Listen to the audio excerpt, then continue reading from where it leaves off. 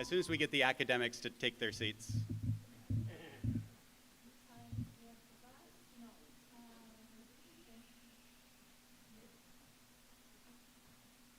Sometimes it's like herding cats.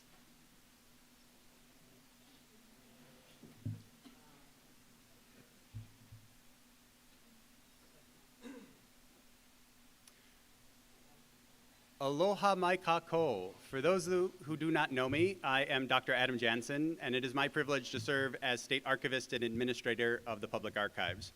I am very, very excited to share with all of my Hawaiʻi brethren something that is very, very important to me. I get to share my InterPARES ohana. These are researchers that I have been involved with constantly since 2009. These are some of the most brilliant archival theoreticians and practitioners that I've had the pleasure of knowing. And in particular, I'm excited about everybody getting to meet my archives mother, Dr. Luciana Duranti, who I consider to be one of the finest archival minds of our generation. So to be able to share her with you is just such a pleasure. To really set the tone for this, I have asked our Chief Information Officer, Doug Murdock, to deliver the welcome address. And this is really such a joy for me because I'm here because of Doug. Before he was our Chief Information Officer, he served as Comptroller, the head of the Department of Accounting and General Services that oversees the archives. Quite literally, he is the one who hired me and allowed me to have this incredible position. And before that, he was even a lawyer, but try not to hold that against him. So he brings a perspective that is incredibly unique from the legal mind, the effective government perspective, and now he oversees the state IT infrastructure. So he's seen all of these different areas and knows intimately the areas of pain and the areas of opportunity. So let me read his wonderful little bio off of his own website. Chief Information Officer Doug Murdock previously served as the Enterprise Technology Officer at the Hawaiʻi State Department of Human Services, overseeing some of the state's largest technology initiatives. Murdock was also Comptroller for the state of Hawaiʻi, launching the successful effort to modernize the state's antiquated payroll system. And when we say payroll, we mean like mainframe systems from the 60s antiquated. As an Air Force judge advocate attorney, Murdock was heavily involved in legal information technology, developing IT plans and program requirements for key Air Force systems. This included 2 years at the Air Force Legal Information Services Center, developing and programming databases and websites, implementing document management programs, and gathering and prioritizing user requirements for various business applications. Murdock also led the legal office at the Air Force's Electronic Systems Center in Boston, providing advice for procurement of a $5 billion portfolio of Air Force and Department of Defense IT systems. Murdock has a BS degree in economics, an MS in public administration, and a JD from the University of Washington, and is a retired colonel. So please join me in welcoming Doug Murdock to the stage.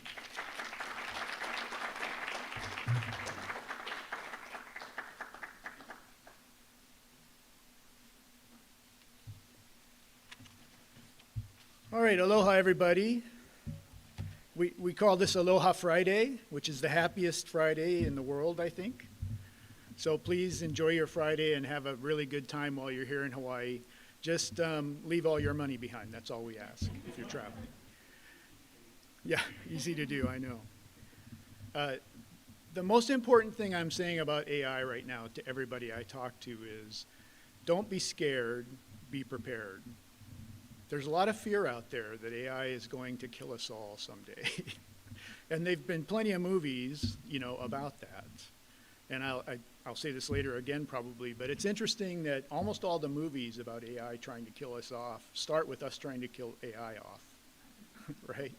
If you think about it, there's always, like there was a recent one called The Creator where we're trying to kill the AI and they just want to live in peace, but they've got to stop us from killing them, and it's terrible. So our organization, Enterprise Technology Services, and the state are all in on the responsible and trustworthy use of AI to improve the lives of our citizens and to solve the biggest problems we have. And I think, AI certainly can solve problems like pollution and climate change and other things that we can do better.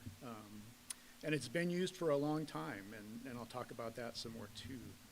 I was in a room upstairs in a hearing of the House of Representatives on a bill that was going to create regulation for artificial intelligence. And the idea was that anybody wanted to use artificial intelligence on any application in Hawaii would have to go through a regulatory process where they would meet certain tests, and they would eventually get approval to be used. And I had to tell them, well, the problem with that is it's been used for 20 years, maybe longer. And certainly I pointed to their screen, which had people from Zoom on it, and I said, you see the little sparkles at the bottom of the screen? That means that artificial intelligence is built into Zoom. So we would, regulate Zoom out of existence in the state of Hawaii if we do this. And they took my advice and they changed the bill to create a working group to look at how we should deal with AI in the state of Hawaii. So I think it's great that we're able to have some influence over what's going on in the legislature and the law, and that we can try and take a responsible and reasonable, trustworthy approach to AI. So I want to talk about some of the pros of AI that we see coming forward, some of the cons, the things that worry us. The biggest pro is that we think we'll be able to solve some of the world's biggest problems.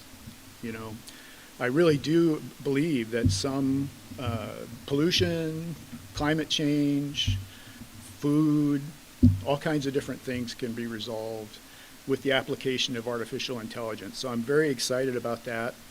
And I think we're going to see that happen faster and faster. I think, we're seeing, even in the design of batteries for electric cars and other things like that, we're just going to see tremendous progress. So economic opportunities, some people have invested in Bitcoin and they made a lot of money on that, or maybe they didn't, because we don't really know if Bitcoin has any value at all, right? It can go to zero very quickly, and we've seen exchanges fail and things like that. AI is different. Yesterday, we saw the US stock market just go bonkers and hit a new record because of success of AI companies. And what's happening is everybody wants to invest in AI stocks right now. I have one share of NVIDIA stock that I bought just for fun. Yesterday, I became a millionaire. No, not really. But it did very well, and I think that's going to continue to happen because AI is very much dependent on incredible computing power. And so we're going to see a lot of investment in compute, memory, internet, movement of data back and forth. So those things will be very exciting. The other thing I think is a big pro of AI right now is that there's a lot of free training out there. And you can go on the Microsoft website or the Google website or a lot of other websites and get all kinds of free training about how to use it effectively, what it's all about. And so I think that makes AI accessible to everyone. And that's really great. You don't have to go get a master's degree in AI before you can start working in the field. So I think it's going to bring some social equality to the work in this area. Some of the risks that I see, the first one is, and this can be applied to training a little bit, but more to the actual use of free AI. If a product is free, then you are the product, right? The product isn't really free. You are the product. They're getting your data. They're finding out how you use AI, and that's helping them. So you're their market research. That's okay. Just don't give them data that they shouldn't have because it's protected for some reason. So any kind of privacy information or personal information, we have to make sure that doesn't go into a free AI model. There are enterprise licensed kinds of AI from Microsoft and Google and others that will protect your data. It will be kept in a lockbox that only you can get into. And so it's very important that if we're dealing with critical data, sensitive data, that we only use it in a licensed model AI. So another thing that's happened is AI, I hear this AI sometimes hallucinates. Have you guys heard that term? It sees things that aren't really there. Somebody who's really smart on AI told me AI always hallucinates. It's just right sometimes. you know. And I think it's safe and more safe to take that perspective, that we have to really check the answer that comes out of the AI model to make sure that it's not a hallucination. And we're always going to have smart people check the answer. So people that are worried about jobs are going to be lost or whatever, there's still important things to do to run AI effectively. Google Gemini had to turn off its image generator, I think this morning, because people were putting things in like saying, show me signs of German soldiers from pictures of German soldiers from 1943. And you can look this up, it actually happened. It showed pictures, and of the soldiers, 2 looked like Germans and the other 2 from the 1943 era. The other one was African and the other one was Asian, which we know there were none of them as German soldiers in World War II in 1943. So there was bias built into the model in favor of diversity. And that diversity bias caused it to build inaccurate depiction of what German soldiers looked like in 1943. So Google had to turn that off, go back and look at it. And this wasn't the only example. There were hundreds of examples where this happened. So hallucinations are a big problem, and we have to really look at bias and transparency in the models that we build. And we can't be overreactive, to try and taking out bias. We have to be properly tuned. And there is a possibility that AI will cause a digital divide that's even bigger than the one we have now, where people won't have access to AI in work-type environments, or it may cause people to not qualify for jobs. Now, I do believe that the free training that's available will continue to be available, and that maybe a college degree will just mean that you're 3 or 4 years behind in the AI field when you're trying to get a job. So it may create digital equity, or it may cause the digital divide to get bigger, and I think that's something we have to monitor very carefully to make sure that our workforce is ready moving forward into the new world. 3 areas particularly need policy and governance and training. The first one is data quality and relevance. So we have a chief data officer in the state of Hawaii. She and I are working to make sure that any model we're using AI on has good data quality, and that things that are either inaccurate or not relevant to the model we're trying to build get pulled out. So there's going to have to be some work on the data to say this data is not relevant, this data might be wrong, it might influence the model in the wrong way. Second one is prompt engineering, and prompt engineering is just writing the question. And any of you who have used Siri or Alexa know that if you ask the question a wrong way, you will get a very strange answer. And AI will be no different.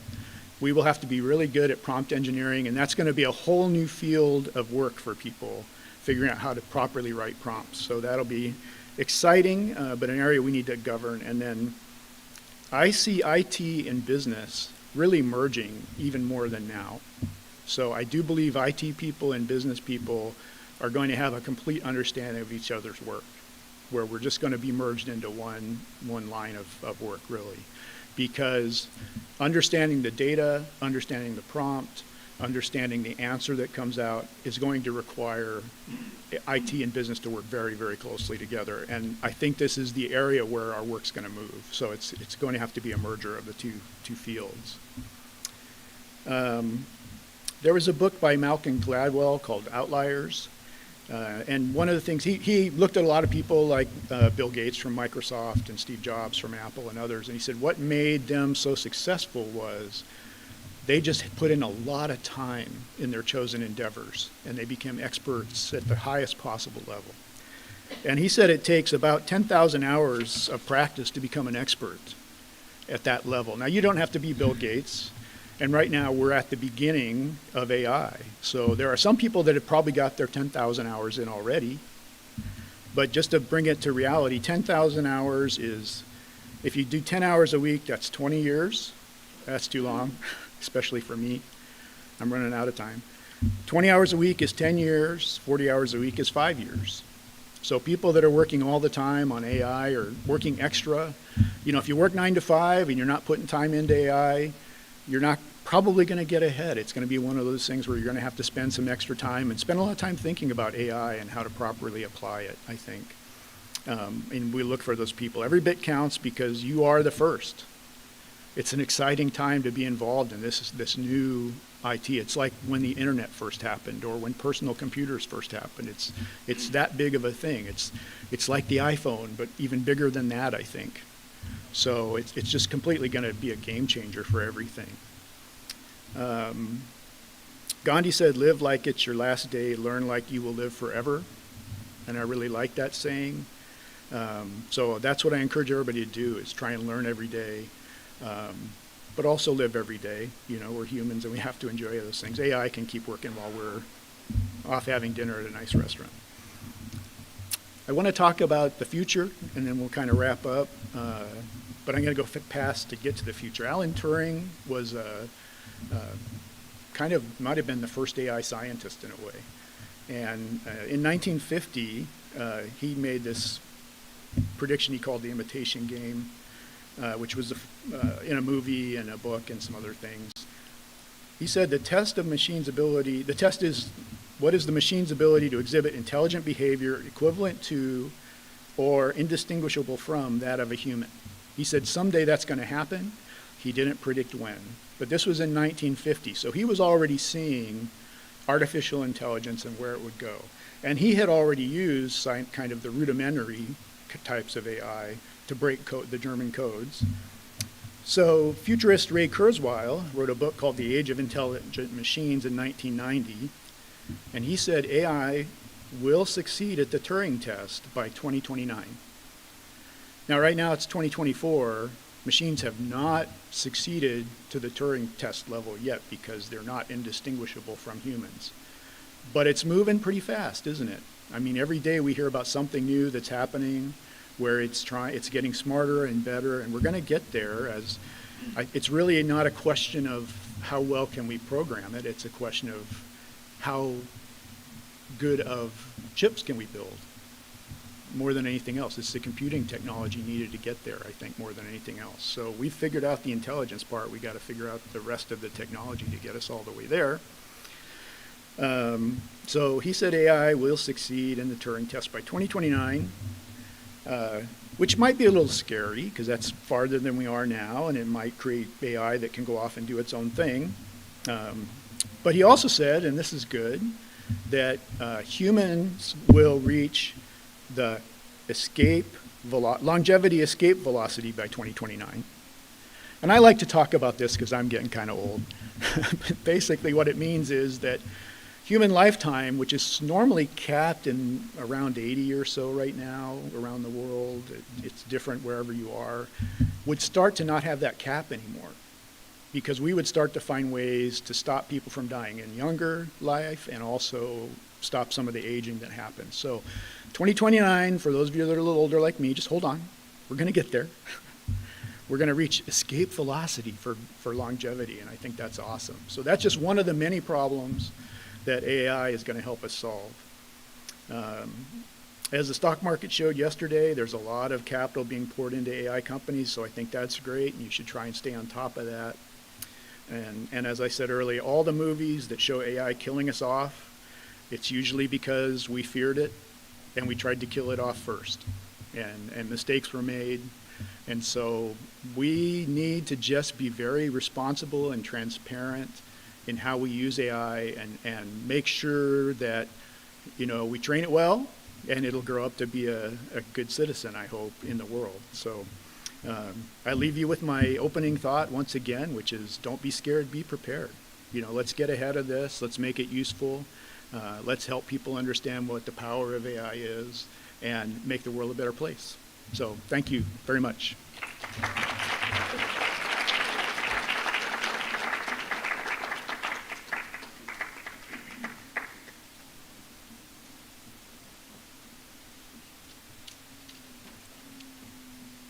Changing of the guard.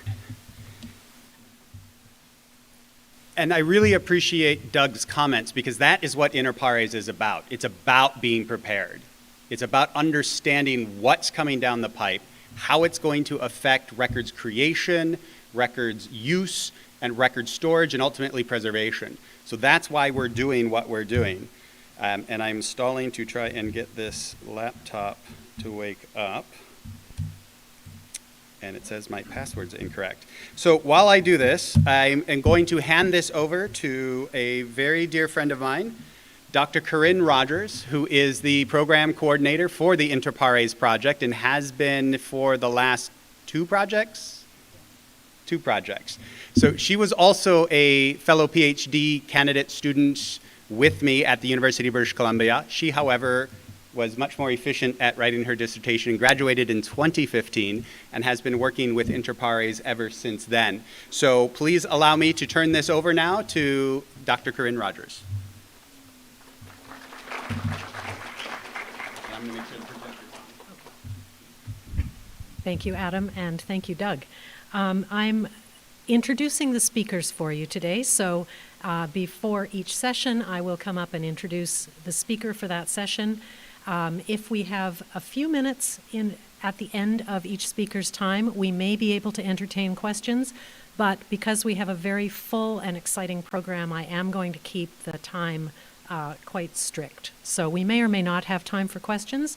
If you have questions that don't get asked, please hang on to them and corral the speaker at lunch or at some time during the day when you can talk with them one-on-one. So I'm going to introduce Luciana Duranti. Dr. Luciana Duranti has been a professor of archival theory, diplomatics, and digital records in the master's and doctoral archival programs of the School of Information at the University of British Columbia since 1987, and since 2011, affiliate professor at the University of Washington at Seattle in the United States. Professor Duranti is director of the UBC Center for the International Study of Contemporary Records and Archives, and since 1998 has been the principal investigator of the InterPARES research project through 5 phases. This is the 5th phase that we're in right now. She has published extensively on archival and diplomatics theory and on the use of their concepts for understanding the products of new technologies. And since 2015, she has also been the chair of the Canadian Government Standards Board Committee for the Electronic Records as Documentary Evidence Standard in Canada. Please welcome Dr. Luciana Duranti. Thank you, Corinne.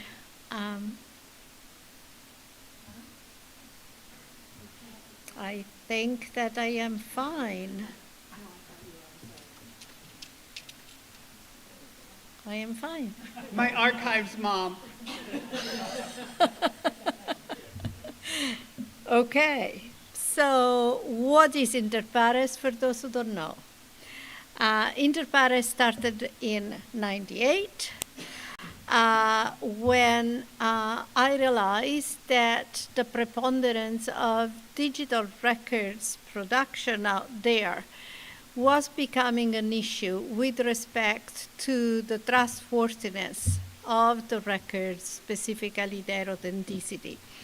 So I figured that we needed original archival research conducted by records managers and archivists from all sectors and in different countries, and grounded on archival diplomatics. Archival diplomatics is the science of the record, its structure, and its ability to carry out activity. So I created an archival research network where none existed before, and called it InterPARES, from Latin, among peers, because the idea was that all members of the network had equal input in the development of new knowledge. To express the purpose of the research, then I made of InterPARES an acronym, International Research on Permanent Authentic Records in Electronic Systems. Since then, the general goal of InterPARES has been to ensure that digital records are created reliable and accurate and preserved authentic for as long as needed by the creator and by society at large across technological change. InterPARES has been funded since '98 by the Social Science and Humanities Research Council of Canada grants and from matching funds from UBC, University of British Columbia, and all the partners since '98. So the goal of the first 2 phases of InterPARES between 98 and 2006 was to develop the theory and the method necessary to ensure that the records, the digital records of the time, mostly those created in databases and office system, could be maintained trustworthy and preservable. And then that also dynamic, experiential, and interactive systems generating records in the course of artistic, scientific, and e-government activities would produce accurate and reliable record and would make possible to maintain them forever in authentic form. So differently from the first phase of InterPARES that focused specifically on traditional public records and administrative records, this second phase that included artistic, scientific, and e-government activities necessarily was multidisciplinary and required the participation of experts from all these other fields. So from the sciences, the arts, and the government. Okay, so by the end of InterPARES 2, but that is by the end of 2006, we had solved all the word problems and we were totally happy. Except that all those archival organizations, records managers, etc., who looked at all our products and our recommendations and our guidelines said, this is all well and good, works perfectly when you have lots of money. But what if you have an archive with only one archivist? What if you don't have any technology that would support these activities? What if you don't have any money? So we developed InterPARES 3, which went from 2007 to 2012. And what its purpose was to enable public and private archival organizations and programs with limited resources to preserve over the long term authentic records. So it did so by building, so on the product of the first two phases. So took those products and adapted them to situations with no resources or little resources. So what were the primary products that were used? First of all, the policy framework. Now, you have to understand that all these products are available on the website of each project on the public side. They're not covered by copyright. You can pick them up, you can change a word here and a word there and use them in your organization. So we purposely did that. This was a service research, was not a research just to get our promotions, right? So we wanted to help the world. So policy framework is a framework of principles guiding the development of policies for records creating and preserving organization. Still valid, doesn't matter how far back it was generated, we still stand by it. Same thing for the creators' guidelines. These were developed for records creators who can't afford the records manager. Or think, for example, of the dentist office. They have to keep the X-rays of your teeth forever because they are basically legal records for identifying people. So these are the guidelines. How do you do that?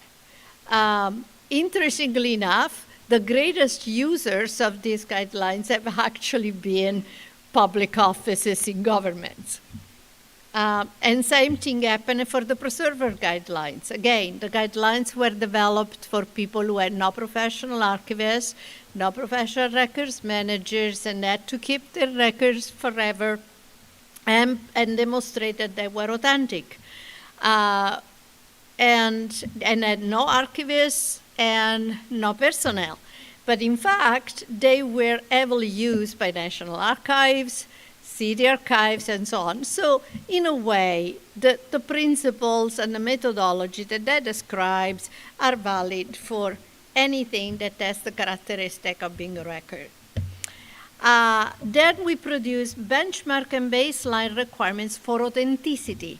That is, requirements that will not only help you to maintain the authenticity of the records, but to demonstrate it over time. So the benchmark requirements are really for records managers, so the first part of the life cycle of the records. And the baseline requirement instead are more for archivists, so after they've been acquired by an archival institution. We also provided file format selection guideline for long-term preservation. Again, this was many years ago, yet they're still valid, all of them. We reread them and we say, hey, still goes. We also produced a terminology database that has been constantly updated through the various InterPARES phases and includes 3 sections. One is the glossary. The glossary is how we use the terms in all the products of InterPARES. So not just what is the prescribed meaning. No, it is, there is a term, and that's the way it is used in the benchline requirements, in this text. Then there is a dictionary. So the same terms, how they're used in other glossaries, in other dictionaries, etc., from the perspective of different disciplines. And then we created 3 ontologies. One that represented the record, what is a record and all of its components. One that represents the concept of trustworthiness. So again, what trustworthiness means and all its components. And one's about the status of transmission of the record. So from draft to original to copy, the types of copies, etc. We also created 2 records preservation models, and this is very interesting because this just shows how the boss does not command what it is, the product. So, as I said, InterPARES, all the researchers operate according to their formation, their understanding, etc. So here is a point where 2 groups of researchers could not agree no matter what. So it is how the preservation occurs. So one position was there is a life cycle that goes through steps, and this is how we describe it in detail. The other point of view is no, there is no life cycle, everything is circular. And therefore, it's a completely different model. So we said, fine. We create 2 models respecting the 2 perspectives, and people will choose what they want to use, up to them. And there they are. The final products of InterPARES 1 and 2 are 2 books, which are freely available on the website. They're big books. They're very detailed. There are, for example, for the chain of preservation process for every single activities, there are all the metadata related. So and they're not covered by copyright. Play with them as much as you want. As it regards InterPARES 3, we did several studies specifically aimed at solving problems of institutions that didn't have resources. Among these, the one that have been most popular are the cost-benefit models, ethical models, the education models that the International Council on Archives adopted, and it is on their website too, metadata application profiles, and the terminology database, which became the International Council on Archives multilingual archival database and is now in 26 languages. Is accessible to everybody. You want to add 1 language? Absolutely. Contact me and I will make you administrator, and you can go and translate in Hawaiian language all the words that are there, and add some, and then let us know, and then we will find the correspondent in the other languages. and then the email preservation processes. These were the most used studies, but many more. Okay, and then we had solved again all the problems of the world. What else do we need to do except that the cloud came about? And so new problems arose, and we decided to do a fourth phase of InterPARES, which aimed to create frameworks that would support the development of policies about the cloud. We divided the research into research domains, and they were access, control, infrastructure, legal issues, and security, as well as in cross domains. That is, with respect to all those domains, there were also issues of education, policy, resources, social issues, and of course terminology, which is everywhere. Final products. Now, this is interesting because when we started dealing with the cloud, and as we became aware how much the management and the use of the records in a cloud environment were subject to the specific juridical system of the country and to the cultural to the culture of the country, we divided ourselves in cultural groups, juridical cultural groups. So the final products are a series of books. The first one, Trusting Records in the Cloud, is the one that contains all recommendations, methodology, etc., that apply to everybody. So what we have all in common. All the others are specific. So the second one is about record keeping in international organizations. So NATO, the Red Cross, you name them, UNESCO, etc. The third was the same thing in Europe, under the European regime. The fourth was in Latin America. The fifth was in Africa. And then we discovered a big scandal that was going on in the government of British Columbia and decided to create a documentary about it called The Duty to Document, which is posted on the website of InterPARES for accessible to everybody. So then again, we had totally finished, and then AI came about. Oh, it had been about, but it had not been a problem till that moment in the archival records management environment.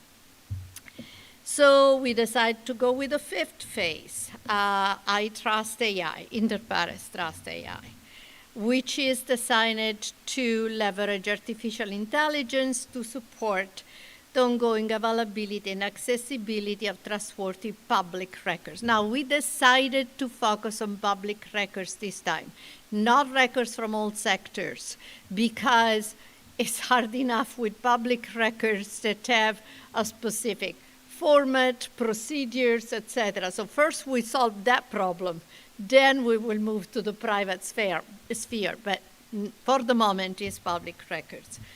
So the aim is to identify specific AI technologies that can address those challenges, determine the benefits and risk of using it or records, and ensure the record concepts and principles inform the development of responsible AI. So the approach, the short-term approach was to identify high-impact problems and limitations in records and archives functions, and applying AI to improve the situation. For example, one big issue is classification of digital records. An enormous amount of them makes it very hard. Can we use AI to do this? Our long-term approach focused on identifying the tools that records and archives specialists will need in the future to address their ever-changing needs.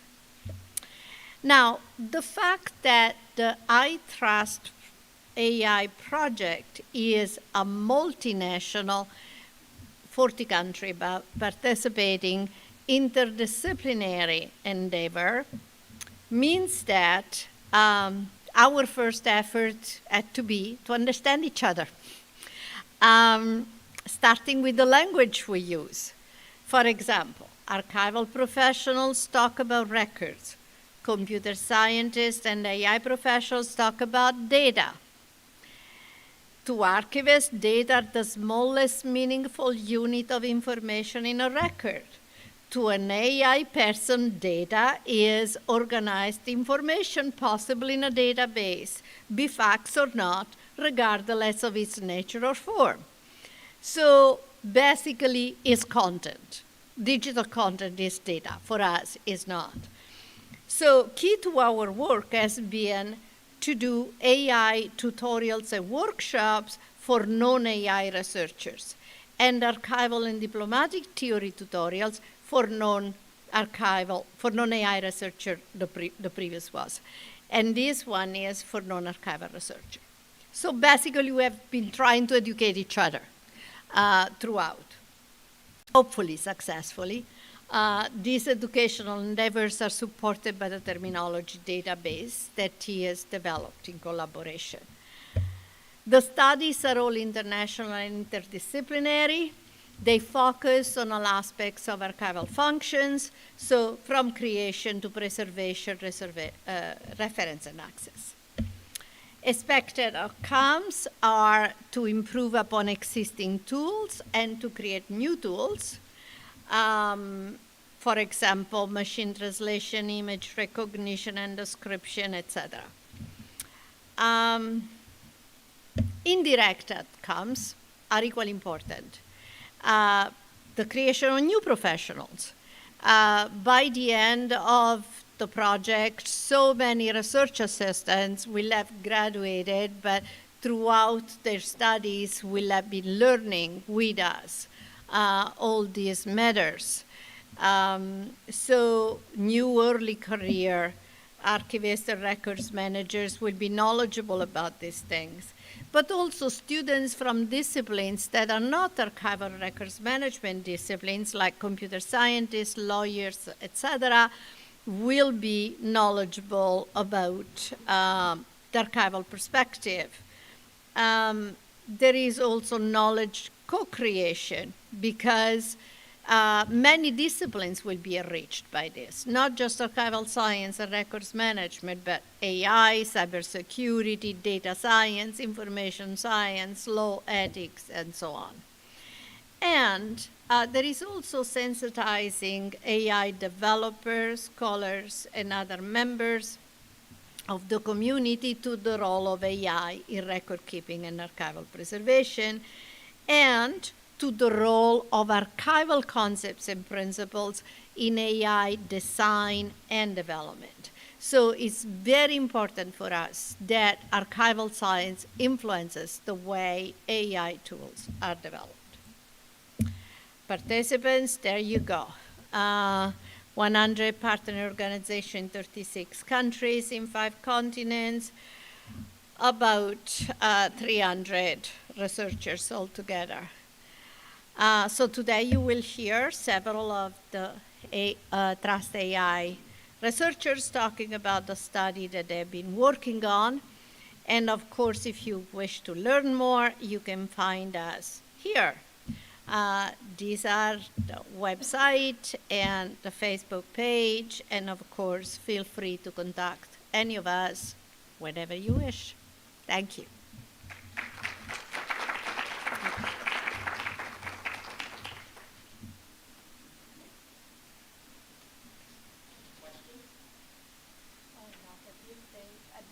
You want questions? Do we have time for questions? If there's one question, we can take one question.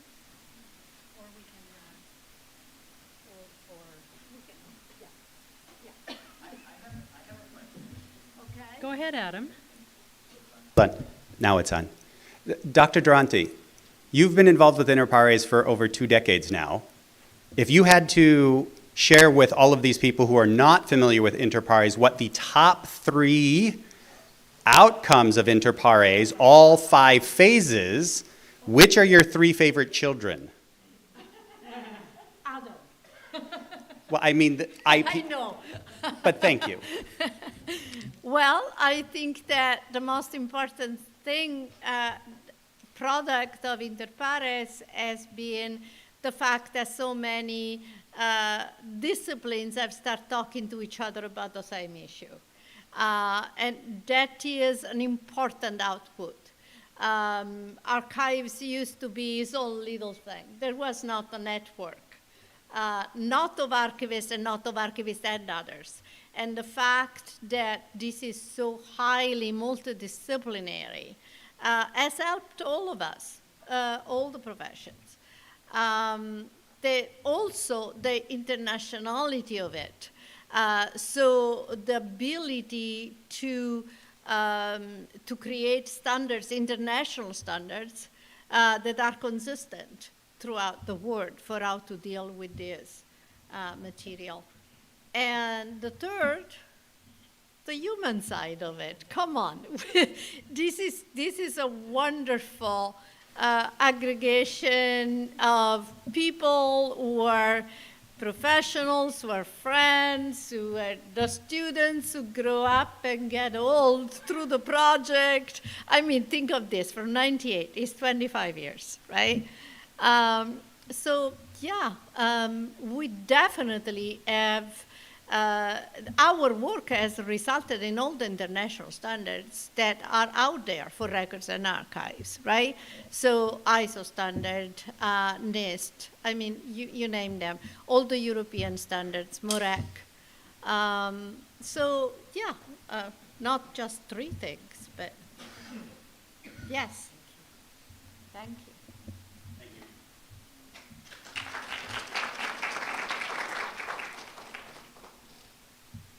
Adam, oh, never mind. We're going to have a small schedule change. We are now going to hear from Dr. Hrvoje Stancic. Hrvoje is Vice Dean for Organization and Development and full professor at the Faculty of Humanities and Social Sciences at the University of Zagreb, where he teaches at the Department of Information and Communication Sciences at the undergraduate, graduate, and postgraduate levels.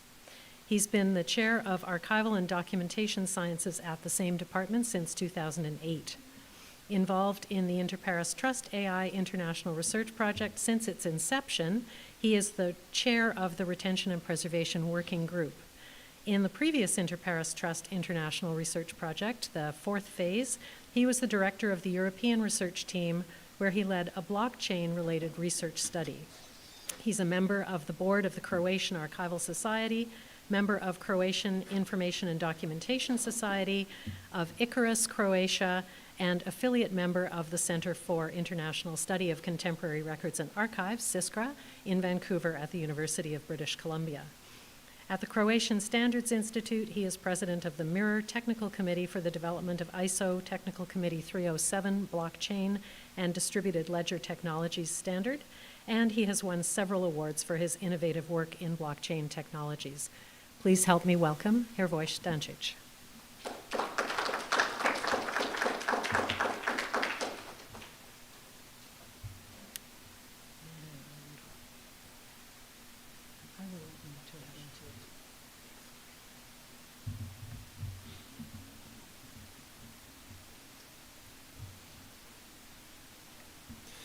Okay, good morning everyone.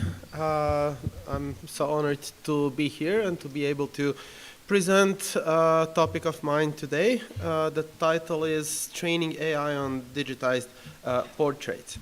So this is a brief outline of what I will be speaking about. First I'll give a short introduction, then I'll tell you about the study that we have conducted, the team, the research results.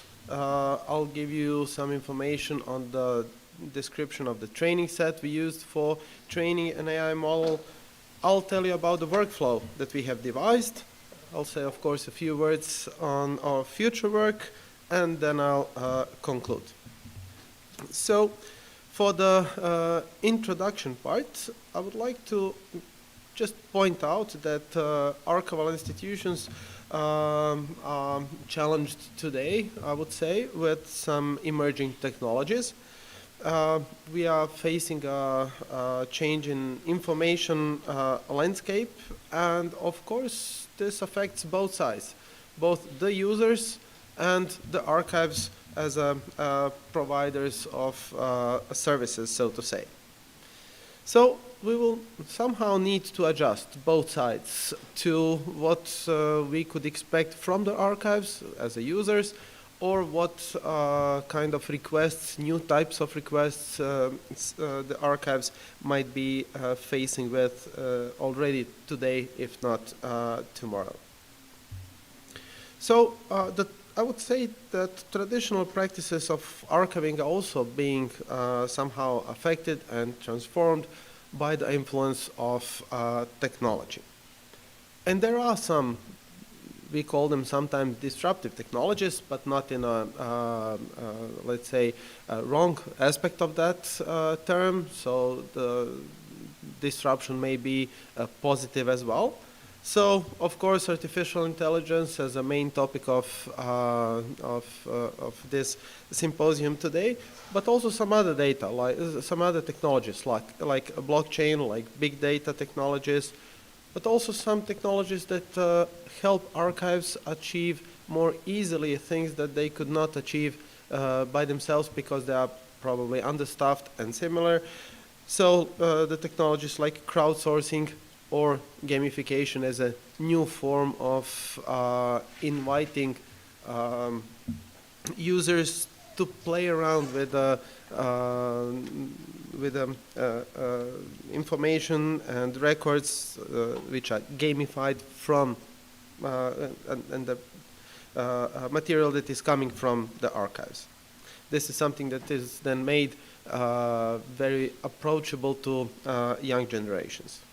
So I would like us to look at the disruptive technologies from the positive disruption this process could bring to the archives in terms of service improvement. So the study that we have conducted is called the Identification of Critical Archival Challenges, which are the best candidates for improvement by AI technologies. So we are particularly interested in the context of retention and preservation of digital records, but you will see that some of the responses are being in a wider context, in the context of the whole archiving process. So obviously the respondents were not only feeling that they have some problems with this particular focus, but in a general, in a more general sense. As Luciana has said, all the studies are not only interdisciplinary, but internationally organized, and you can see how broad the team is. So we are basically, we have members from all over the world. We are cooperating very well. And first of all, we have started with the phase one with an online survey, because we wanted to survey the space around us, and we targeted archival practitioners and experts in the field, and we wanted to see how they feel about artificial intelligence in the context primarily of retention and preservation. After that, we followed up with the in-person interviews of some respondents who were kind enough to provide their contacts and who were also interested in taking part of the follow-up interviews.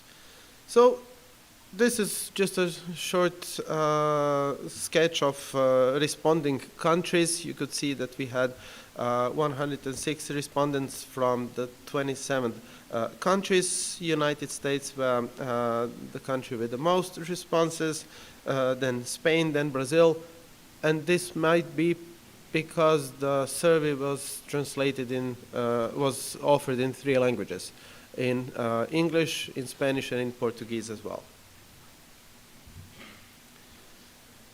So, in response to the question, in which type of institution or organization do you work, you could see that precisely 50% of the respondents were in government archives, while the rest were in college or university archives, corporate archives, etc. As a response to the question, do you have any particular processes which can be additionally improved by AI-related technologies? Because we were thinking maybe they already are involving some AI technologies, and this was true. 59% said yes. So the respondents realized that artificial intelligence could be of help.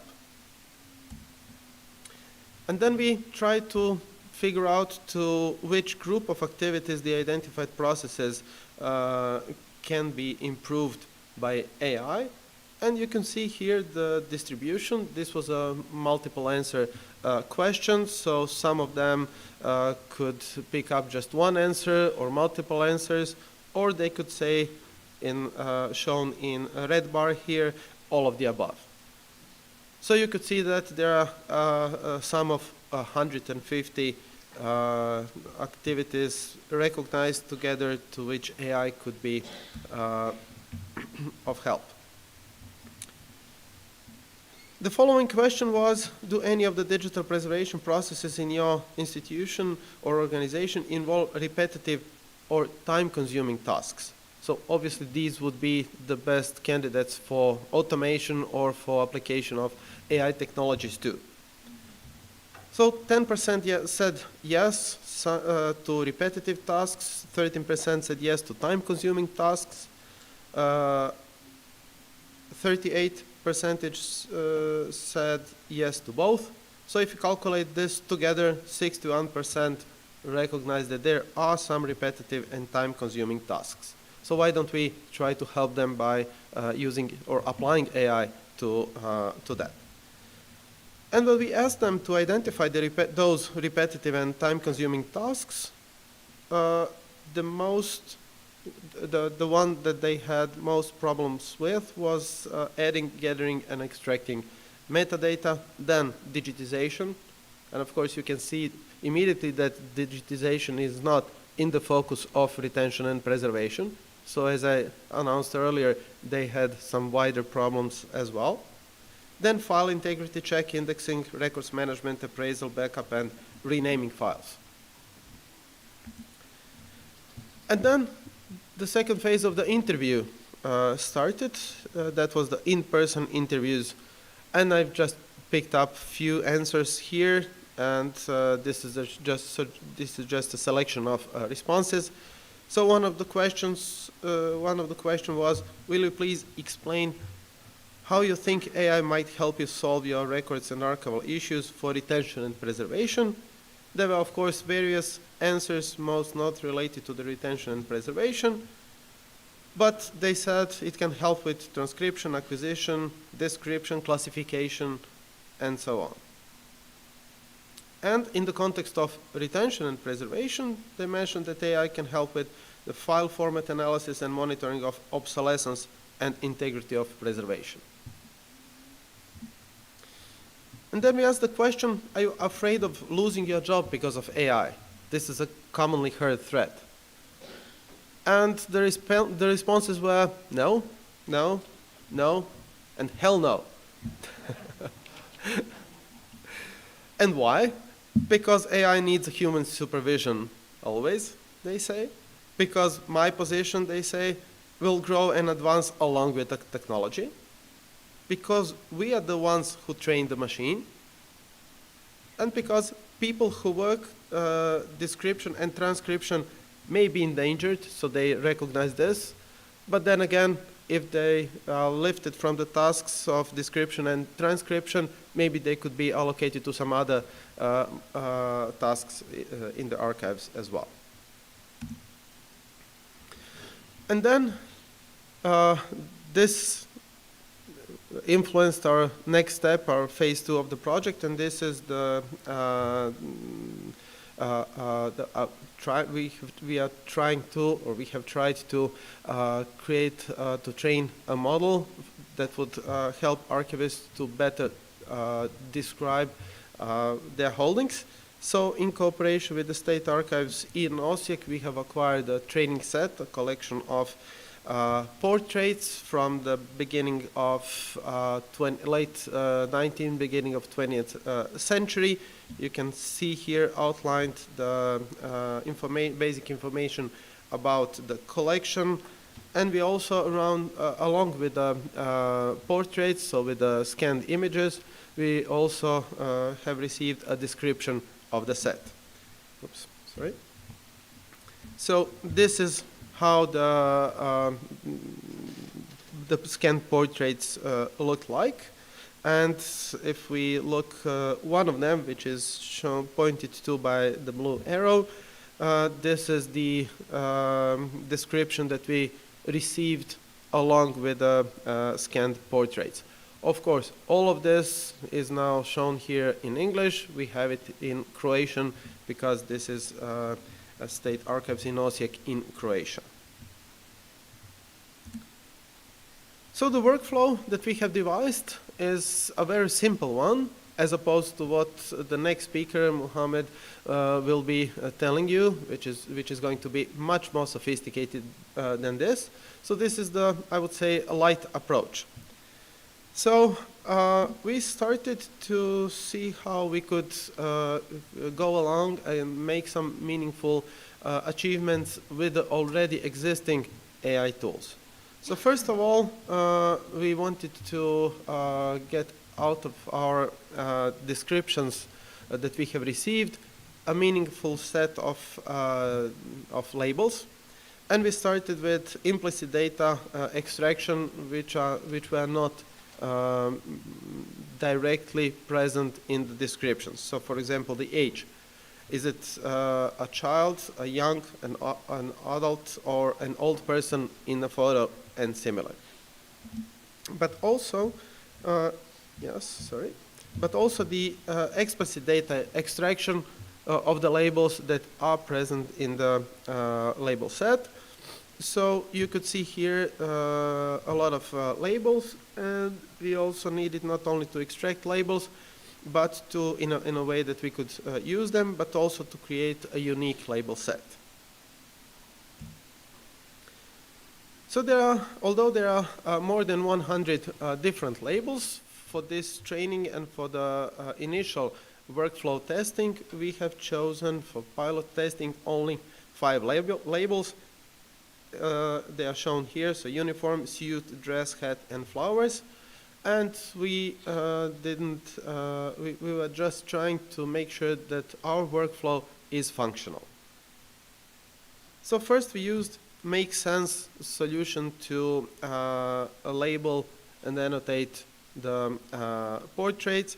So we did that for roughly 1/3 of a number of portraits we had. So this is how it looks like in the labeling solution called Make Sense. And then we proceeded after that to the training environment, which was YOLO 5 computer vision and PyTorch machine learning utilities. And we also used Google Lab along with the local environment because we wanted to see how is there a difference between an online solution and a local environment as well. So we had 2 training sets, again, one for training and one for validation of that training, so that machine could see if it got it right. So sometimes it got it right, sometimes it's not. So here in the training set, for example, this is you can see there. Okay, so let me find this. Okay, so this is a uniform, and in the validation set, this is not a uniform. This is a dress. Okay, so basically it has a problem there. But this is just a small set that we have used, so the results, we didn't expect them to be perfect, just to make sure that the workflow is correct. And this is the distribution of the labels that we used for training, so much more suits and hats than flowers, for example. And here you can see the precision recall curve, and since we did have very few flowers, you can see down here that the results, this line with the flowers, are not so good, and this was expected. But we are glad that also this statistics shows that. So we then proceeded to try to test the model on the untrained data. So you could see here that on an image of a young general pattern, the model recognized its uniform, but not the hat. And I would say that it is surprisingly good model given the size, really small size of the model. And also, since we were staying in the Sheraton Princess Kaolani hotel, there is a reception wallpaper, and then I took a photo of that. And we tried to detect, to apply this image, collage image to the model that we have trained, and it recognized the dress on this photo. So the future work would be, now that we are sure that the workflow is correct and that we can achieve some meaningful results, to set up a server environment with a trained model. Of course, we want to perfect it, to now train it on the whole and full set of images that we have, so that it is going to be a better model. And we will be allowing everyone to label or annotate their collections of digitized portraits by pointing the model trained on archival images to the set of their archival images. So that they don't have to go through the whole process of building a model again.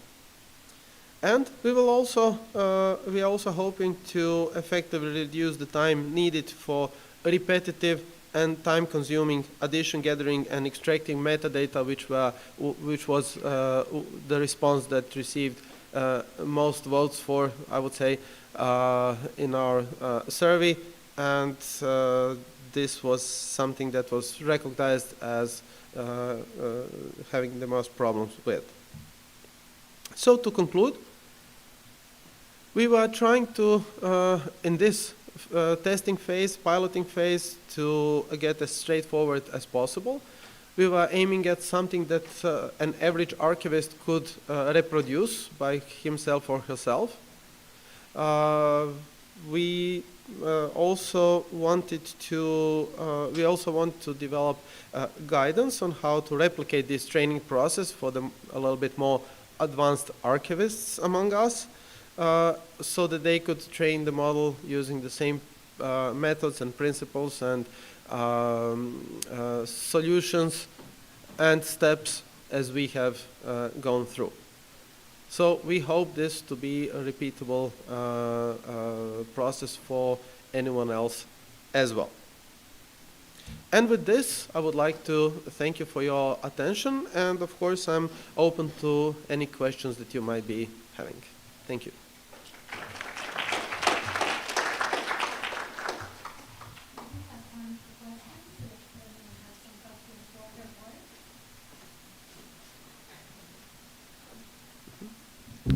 Test. Okay, it worked. I'm wondering what the model is for making this available to archives all over, and how you assure that people don't intentionally mislabel things and get mislabeling into here. So thank you for your question, Fred. First of all, when we will be offering our model on a server, as I have previously mentioned, it is going to be a set model that you would apply to your collection. So in that sense, no one will be able to add some additional labels to the model. So there would be no possibility of mislabeling. Of course, on the other hand, we could make a model open, but then someone could take it and then apply to his or her set of images and then label whatever he or she wants. But the one that is going to be offered on a server will be the one that we have trained. And we had a question there, I believe.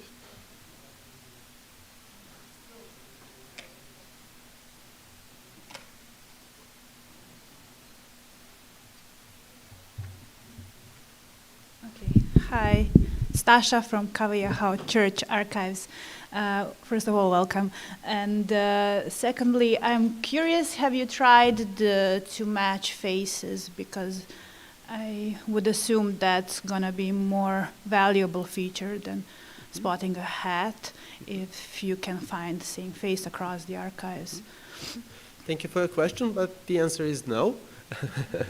Because at this point, we were working with a digitized set of portraits, so images, and the description that we were provided by the State Archives in Osijek. And this description set did not have any information on the persons who are in the personal information. Okay, thank you. Thank you.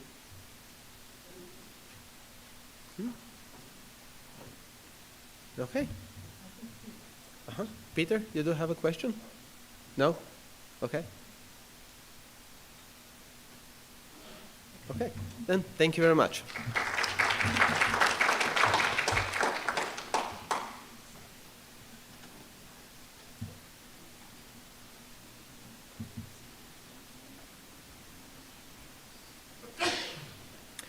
Okay. Now I'd like to welcome Dr. Mohammed Abdul Mageed. Dr. Abdul Mageed is a Canada Research Chair in Natural Language Processing and Machine Learning and Associate Professor in the School of Information and Department of Linguistics. This is a joint appointment, and Computer Science as an Associate Member at the University of British Columbia. His research is in deep learning and natural language processing, focusing on deep representation learning and natural language sociopragmatics, with a goal to innovate more equitable, efficient, and social machines for improved human health, safer social networking, and reduced information overload. Applications of his work currently span a wide range of speech and language understanding and generation tasks. He's the director of the UBC Deep Learning and NLP, Natural Language Processing Group, co-director of the SSHRC-funded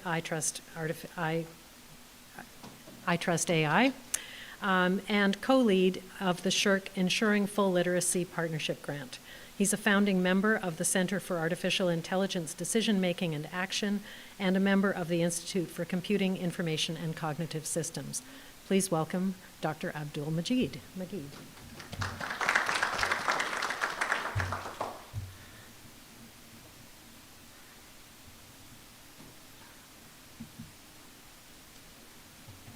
Aloha, everybody. I just wanted to say how much I'm happy to be here with you today. And of course, I did want to thank Dr. Adam Jansen and everybody who has invested the time and effort to get us here today. I also wanted to thank everyone in the audience, whether it is here or online. Thank you for your time, as well as our colleagues in the team who are also presenting today. Thank you. All right, so I will speak to you a little bit today about some of the work we've been doing as part of this partnership. I don't have a lot of time to talk about things. I like to talk usually, but so I'll try to be quick and brief and so on. I just chose to refer to a number of the projects that we have done at a very, very high level.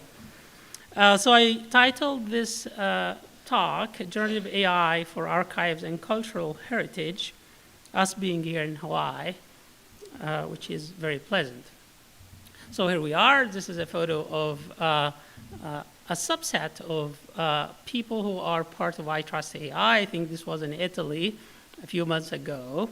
And as my colleague Luciana Duranti has mentioned, we are a very extensive network of professionals, but also academics who contribute together in this collaboration.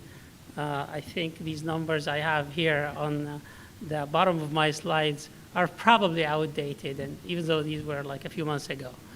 Okay.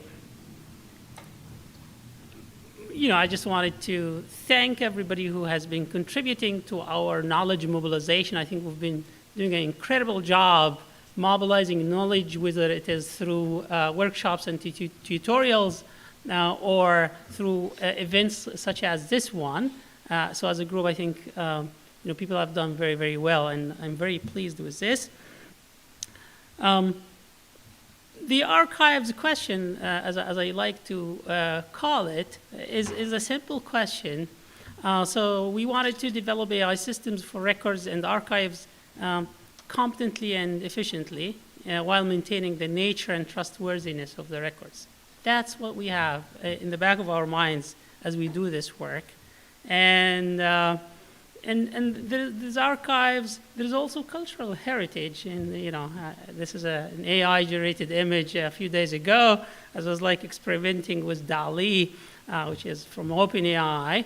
So cultural heritage is important. And now, as we have heard in the very, very visionary and also effective presentation that we had from Doug this morning, I really wanted to thank him very much.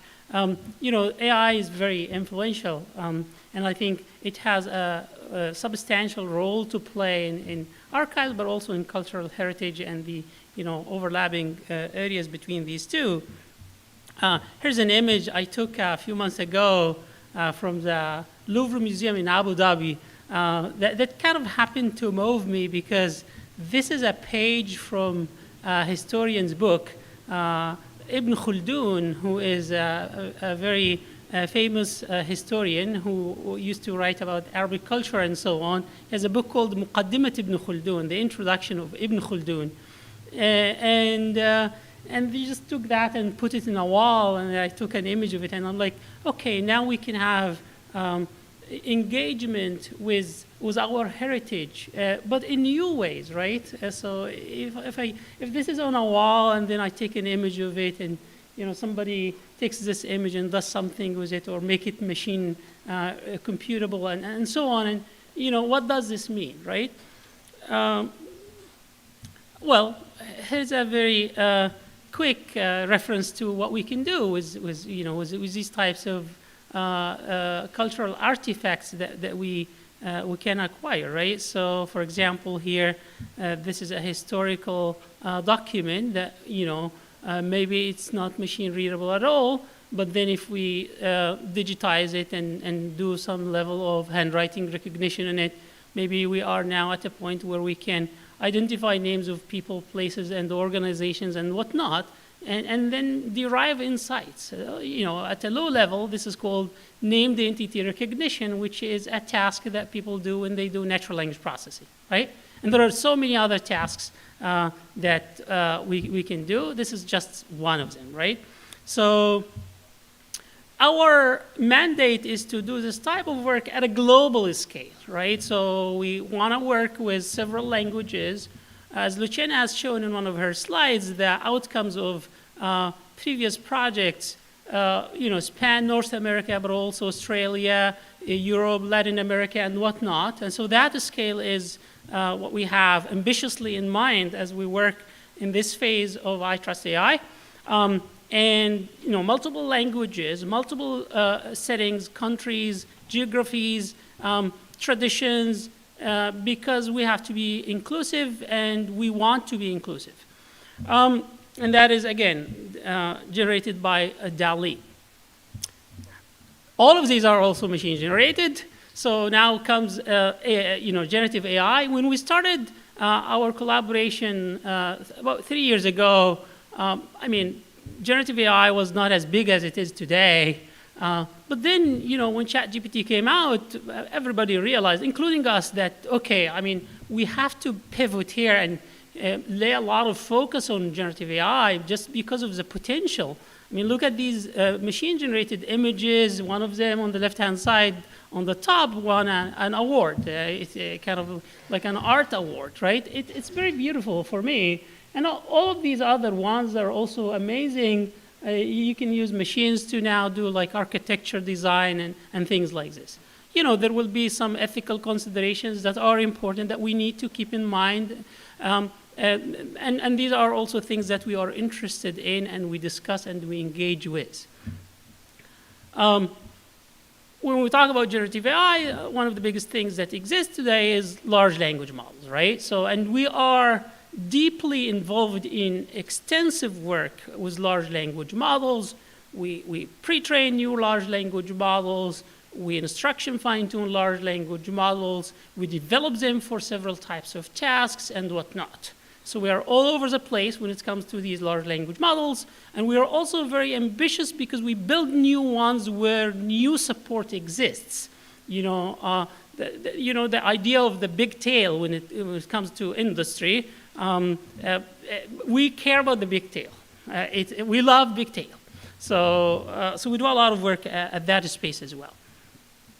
One of our collaborations, as my PhD student who is in the audience, Peter Sullivan, has entertained us a day ago, is with the UNESCO archives. We want to help our colleagues in the UNESCO do discovery and search on top of their audio archives. And we believe this is a valuable effort and investment, and we're engaging with the UNESCO on this. And it involves a lot of speech technologies, you know, and NLP. Now, we also do quite some work on Africa and African languages. I'm showing you a map of Africa that just lists, you know, a number of languages in Africa. It happens to be like 94 languages. This was the beginning of our work on African languages. Now we're working on more than 600 African languages, and we have already developed natural language processing technologies for several of them. These belong to different language families, very geographically diverse. So one of them is, for example, this AfroLit tool that can identify more than 500 languages. Given a piece of text from an African language, it can tell you what exactly this language is. And this is, again, you know, this is the idea of left behinds. These languages are not supported by, you know, the technologies that exist today. I think the most that we found when we started this work was like, okay, Twitter can detect 30 languages among these 500 plus. And this is a demo that exists online. We also released a library to do this, publicly available for free. Although we have invested hundreds of thousands of dollars to just build this technology, with quite some support from some of our colleagues in the industry. And also from Canadian, you know, Canada machines like we have in Canada. We have Compute Canada, which is now called the Digital Alliance of Canada. We've built very powerful tools and language models for African languages. One of them is a Serengeti, which we presented a few months ago at ACL in Toronto. And this is a model that supports the 500 plus African languages, does a lot of natural language understanding for these languages. Our new work, which we just released on archive very recently, a few weeks ago, is called Cheetah. It does extensive natural language generation for Africa. It does all of these tasks, you know, title generation, machine translation, paraphrase, question answering, question generation, summarization, you name it. Very, very extensive piece of work, which I'm very proud of. Now, we also, so I talked about the UNESCO archives and the idea of speech. I talked about Africa. We also do a lot of work for Latin America and also the Arab world. I'm just showing you an example here from a recent paper we also just recently introduced in EMNLP 2023 about a language model for Arabic we call Jasmine. And Jasmine is able to write very fluent language in Arabic. It writes tweets, it writes conversations. We even try to experiment with it, writing poetry.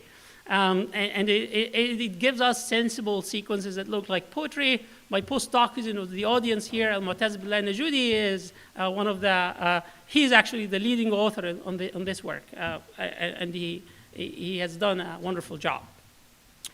Now, going from this, I'll just talk briefly about some of our work that relates to cultural heritage also, and you know, documents that exist but we're not able to compute over. I recently, you know, have had the chance to interact with some of our colleagues who work on archives, and you know, at one visit, somebody told me, "You see all these journals from 10, 20 years ago." We have actually more than 20 years ago. And he's like, we get requests and we can't really find what's in there. We need OCR. We tried to experiment with some of the models that exist and they don't work well for us. That was like more than a year ago. And I said, okay, I'm going to start working on OCR. And I'll start working in Arabic and then I'll take it to other languages. And we did. I think when we were in Vancouver, we showed some work that is multilingual. I'm showing here something for Arabic. We have all of this. We want to be able to engage with our heritage, right? Including also Hawaiian languages, which, you know, I got this from Adam. And you know, a single document can include more than one language. And also there are challenges because it can be old. There can be some issues related to the quality of the image itself and whatnot, right? So it is important to realize how challenging this work can be. You know, things like layout analysis. The document would be written like, you know, I guess like the text can go like on its side, it can be standing, it can kneel down, whatever it is, you know, figuratively speaking. So we also want to be able to engage with the text at that level and be able to comprehend what's going on. Now, taking you from there to machine translation, which is an amazing field that I love, and we are also doing extensive work on machine translation. You know, this is a Tower of Babel on the left-hand side here, but there's also something from ancient Egypt, where, you know, hieroglyphics and so on, and also many things from older documents from different cultures in Greek, in Arabic, and some other languages. I think being able to work for the present and the future necessitates us working with our heritage and being able to understand how we got here. And we can't do this without engaging with our culture and with our heritage. And machine translation is an enabler. We can take one language, turn it into another, and then we can communicate. I remember when I was in Costa Rica, first time I joined one of iTrust AI meetings, I could only communicate with the taxi driver because he held his phone and he would say something and then Google would recognize it and then it translates it into English and then I can now actually communicate with him. Okay, so you can see the practical you know, applications of machine translations are amazing. And, you know, before leaving here, we've done quite some work on machine translation. We did work on taking 20 different languages, turning them into standard Arabic, for example. We did work on indigenous languages of Latin America. And we have been doing recently, most recently, quite some work on African languages for machine translation. This is my newest piece here. It's not even online yet. You are the first to see it. Actually, you are the second. I think I showed it in Geneva last week. But the paper is not out yet, but we have been working on a groundbreaking model that we call TOCAN that translates between 150 African pairs. So we are able to exceed the industry state of the art by more than 10 blue points, which, you know, if you have 2 blue points, you've done quite a big deal. It's significant. We are actually much, much higher than this, and I'm super excited about this work because I think there's a huge promise there. Africa has more than 2,000 languages.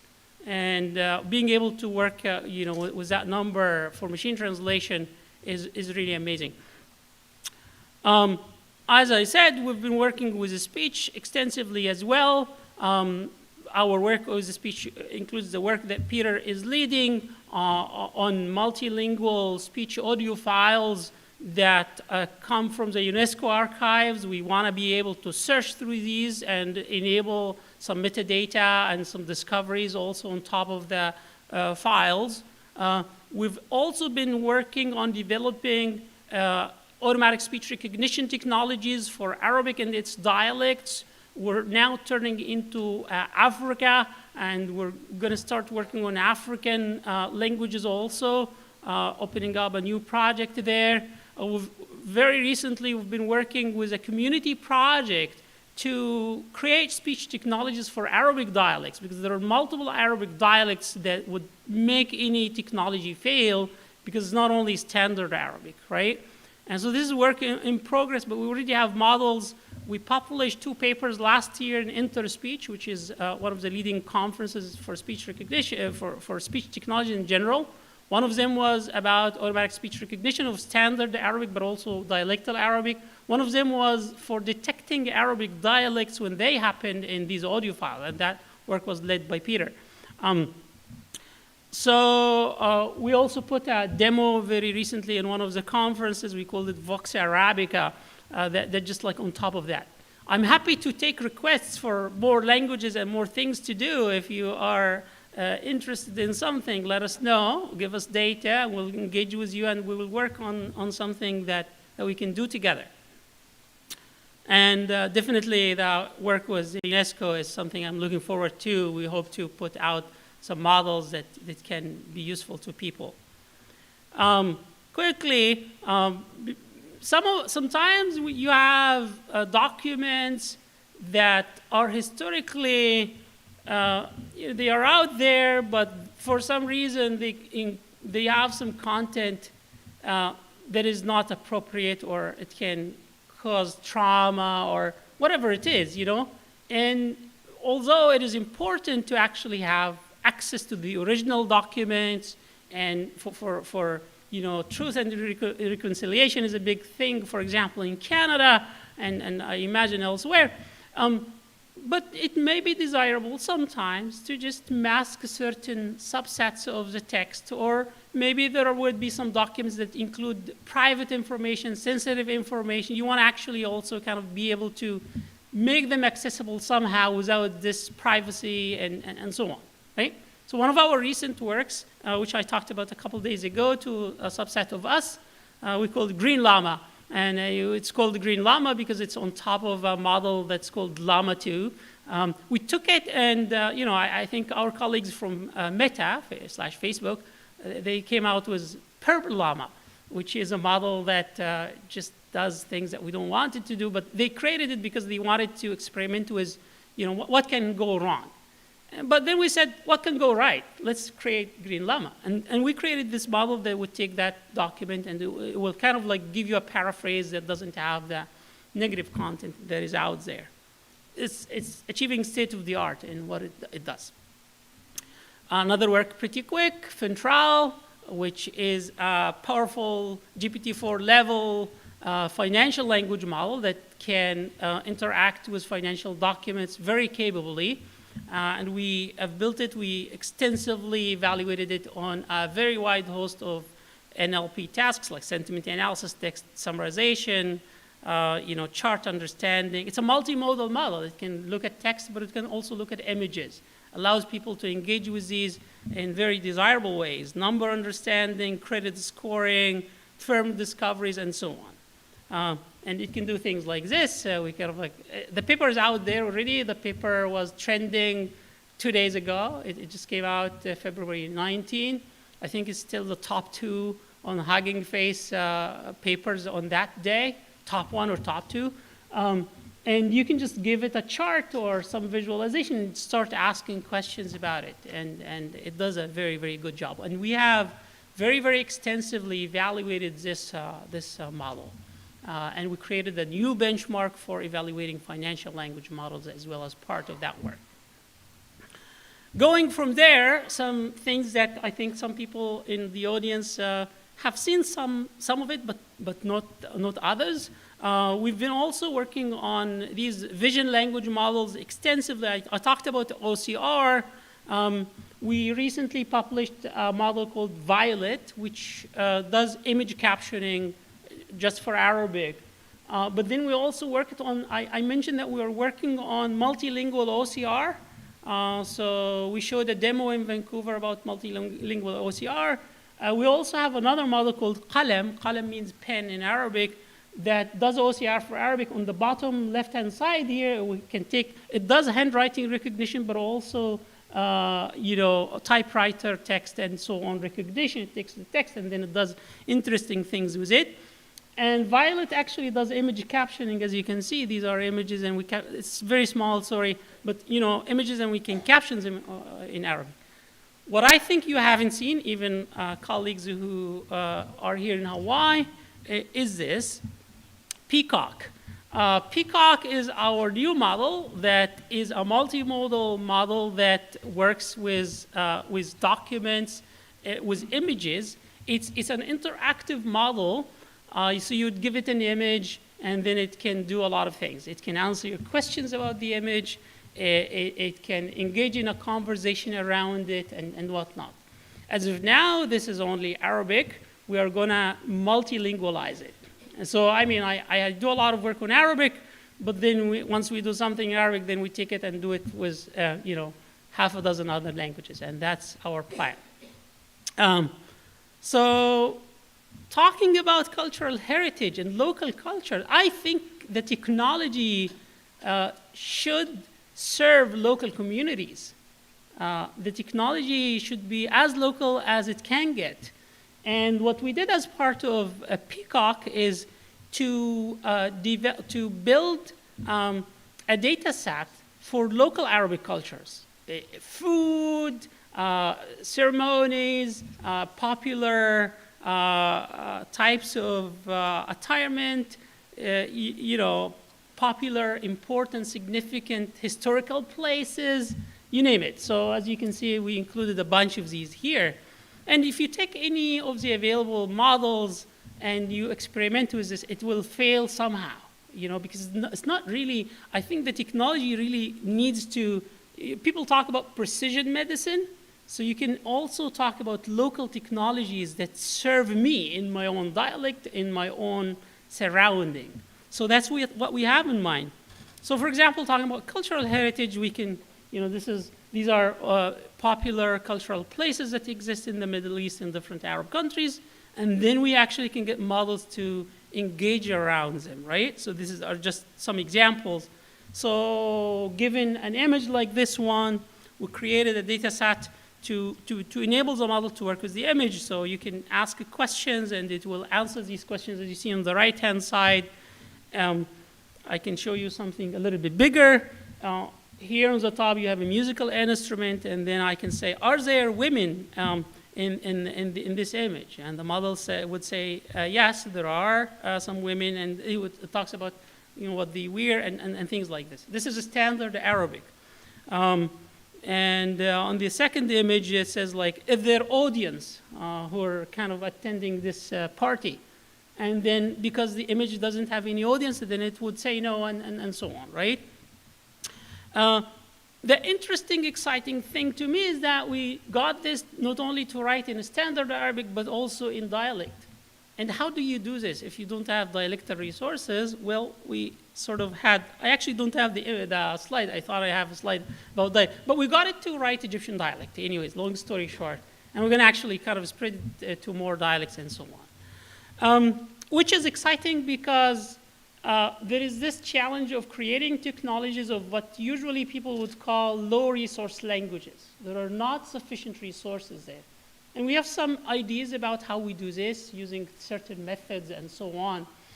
And I hope that next time we meet, I will show you something very, very exciting that goes beyond everything we have done. We're already working on it, but I'm not going to say what it is.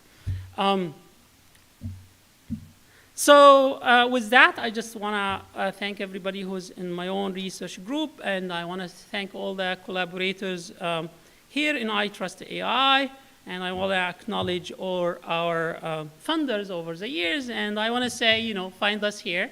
There's the InterPARES AI website, our Twitter, our Facebook, yeah. That's it.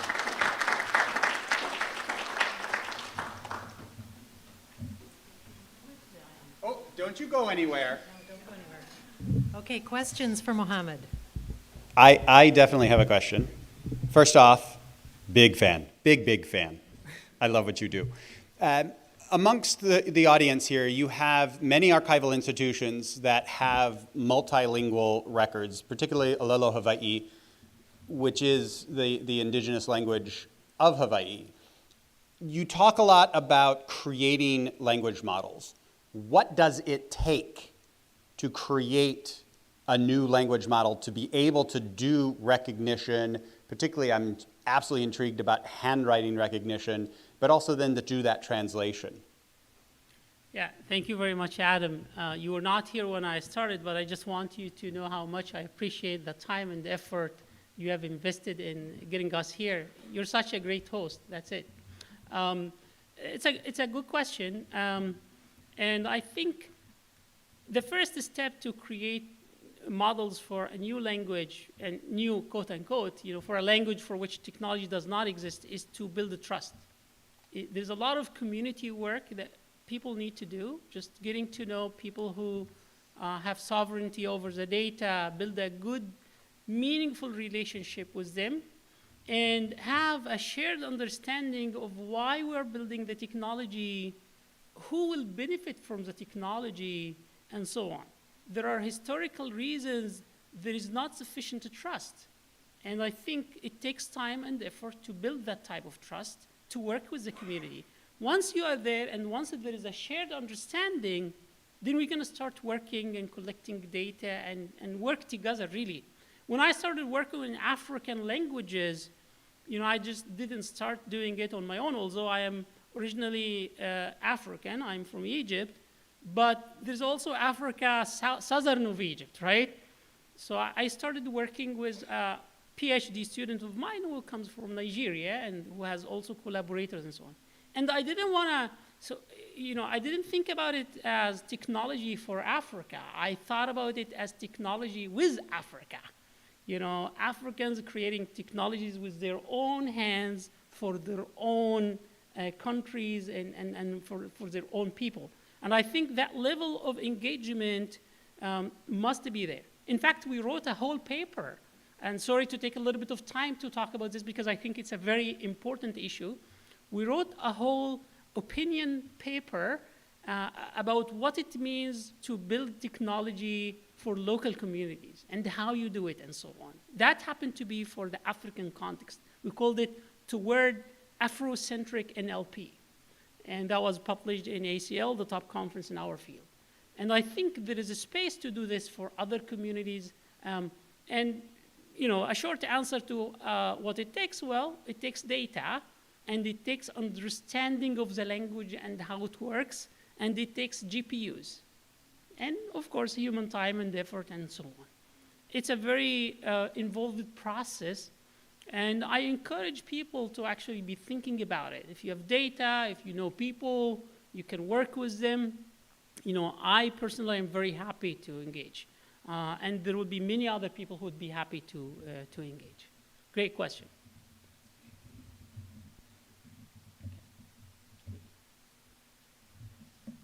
Thank you, Mohammed.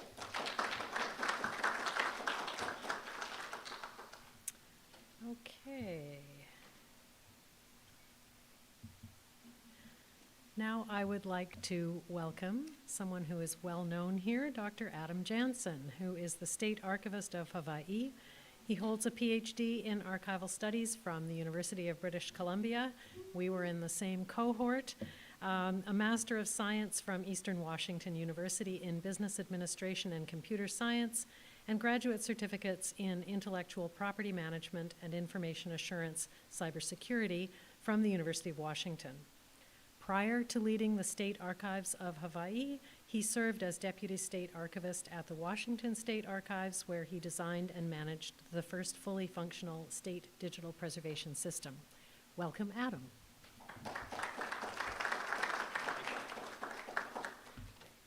So excited to be here.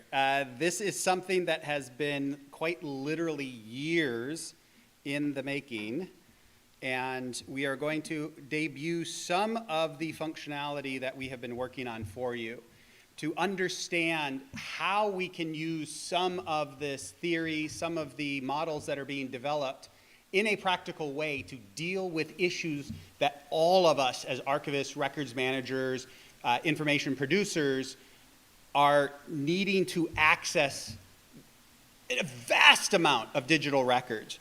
And in particular, what's intrigued me about this is my approach has not been, I need a top-flight, world-class data scientist because there's so few Mohammeds in the world with an incredible lab set up specifically to do this. I'm in archives. I work for the state. We have no money. So how can we do this cost effectively using low-code, no-code services that already exist, that have already been commoditized, commercialized, that are accessible right now to all of you? So the focus of my study has been, what can it do? How hard is it to do that? And then see where we can take it from there. So for those of you who don't know what the archives is, we are legislatively mandated in HRS 94-1 to collect all public archives. And it's been that way since 1905. We've done a decent job in paper. We're just coming up to speed doing that digitally. So not only do we collect, but we must preserve, arrange, describe, and inventory the same. And then also, to duplicate the whole preserve, provide for their safekeeping. So it is our duty to protect any record that addresses the rights, identity, property, or history of the people of Hawaii. Make sure that those records are protected, make sure that they are arranged and described so that they can be discoverable, and then to make sure that you and future generations will have access to them without actually destroying them in that process. So balancing use versus preservation.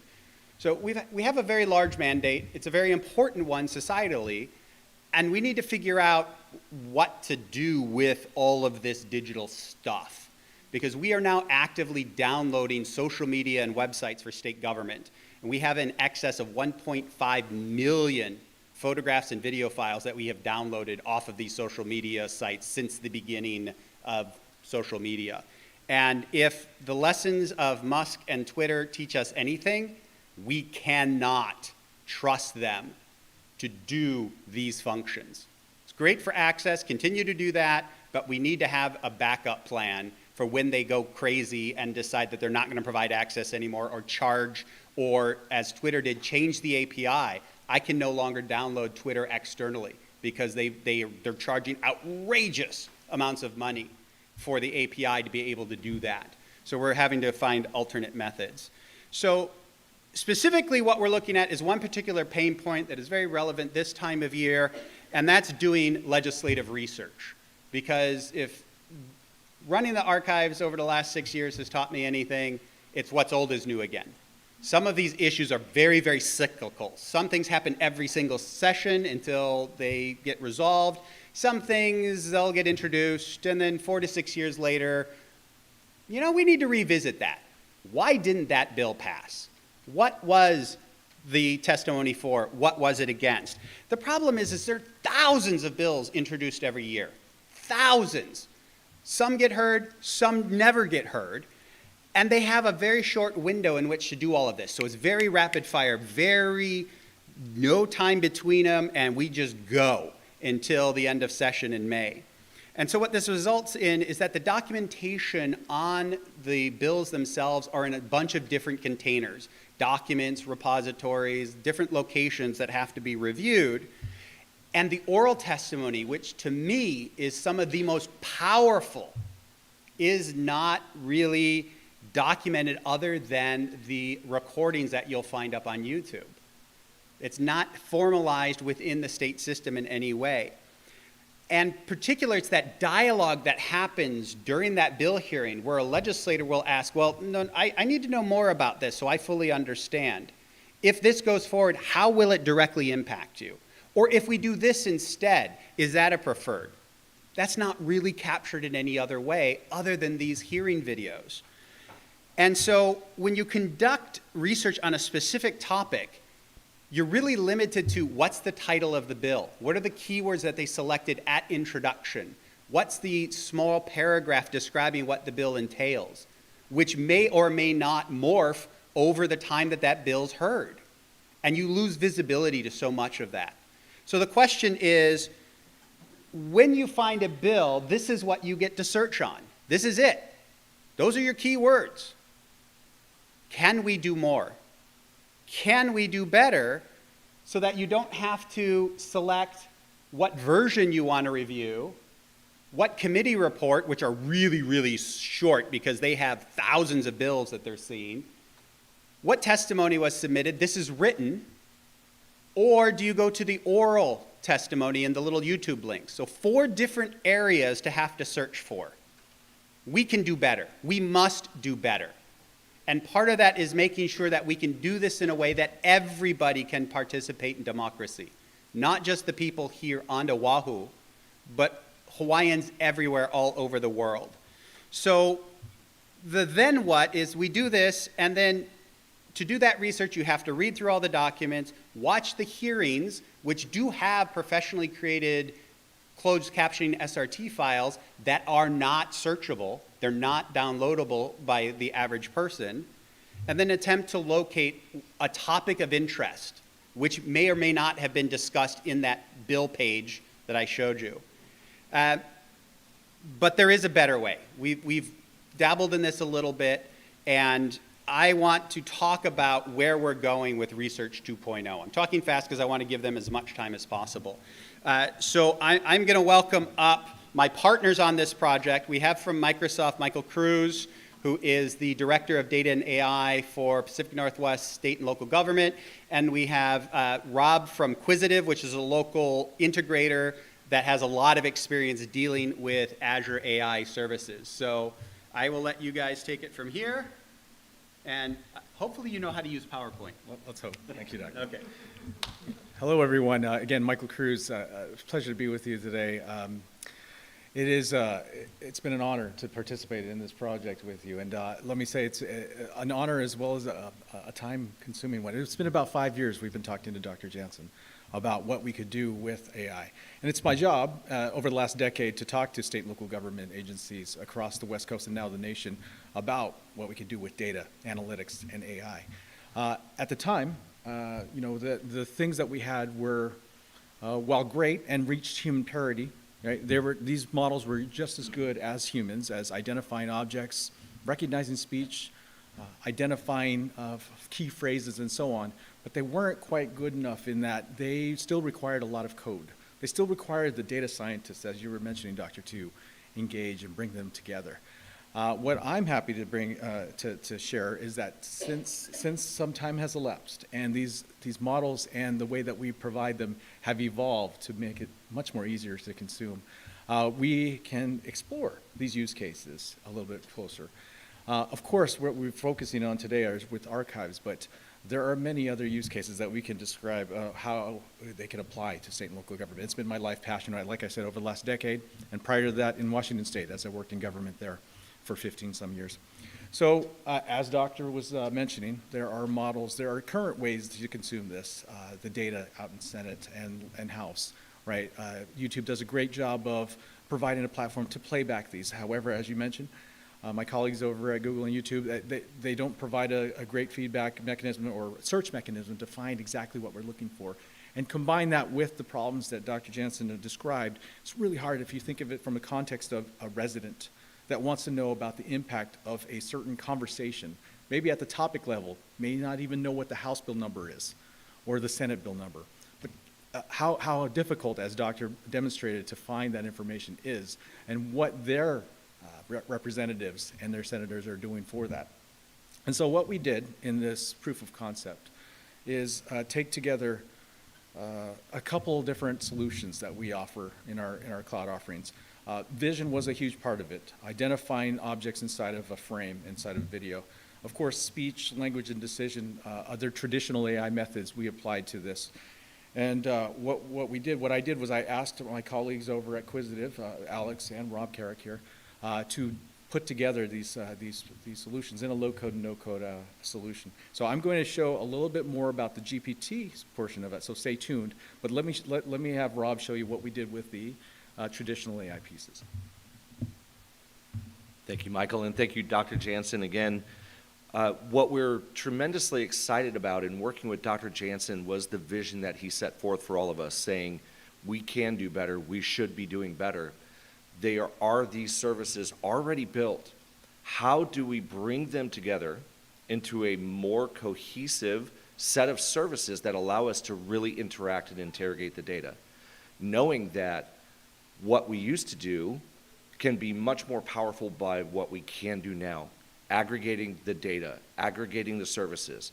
And we talk about it as data because we may show video, but the reality is that the ability for these services to be brought together, the indexing of video, the recognition of objects, the translation and the transcription of the text to then make it fully searchable, the integration with Copilot, which Copilot unlocks the ability to really work within the data much more fully than ever before. Taking and bringing all that together inside of the Azure services, making it more democratized for that interaction and that interrogation.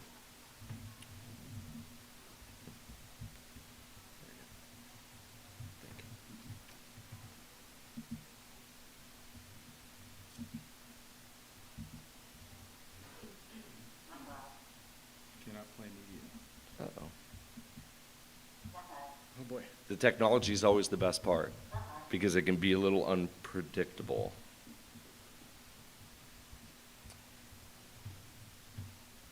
It's Microsoft Office.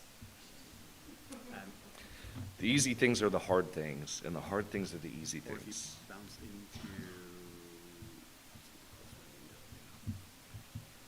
Okay. One moment, all. These chances are. Hold on, go back. Yeah. Yes, go to the what? Yeah. Good idea.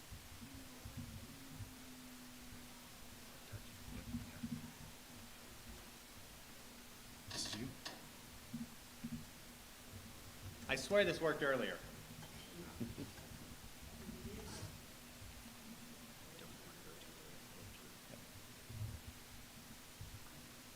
So instead of the pre-recorded, what we're actually doing is this is my Azure environment.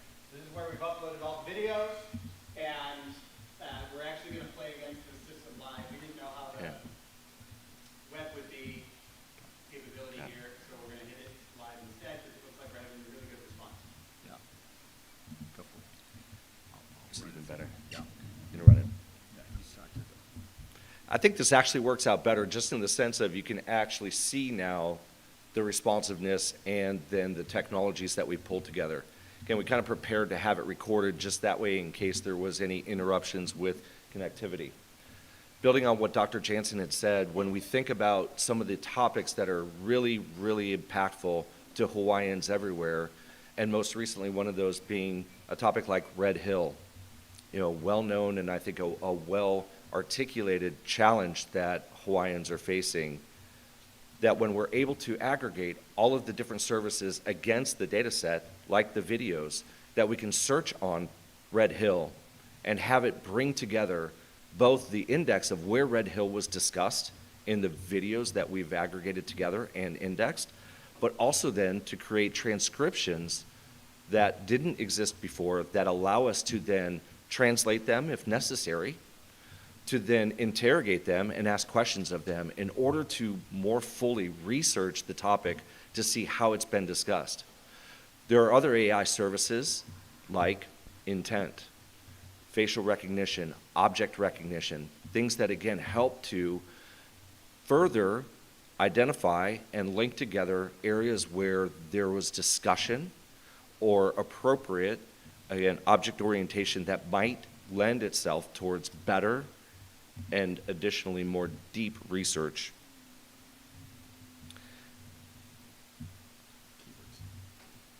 So as you can see, the way that that works is to look at the keywords and topics that were discussed.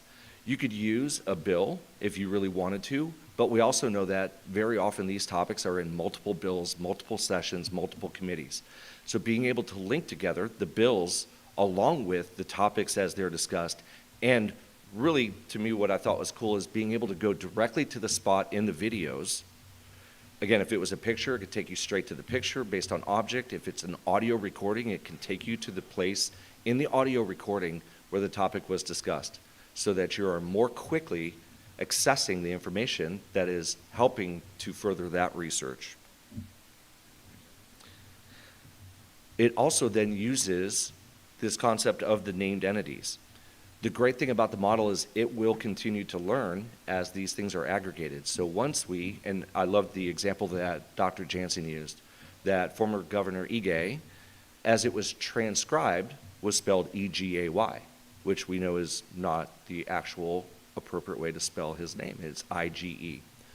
Once we told the model once that it's I-G-E, it learns that when it hears Ige, to spell it and represent it inside of the transcript as I-G-E. So that way, again, importantly, when you're going to search then for Governor Ige, you're going to find the relevant results.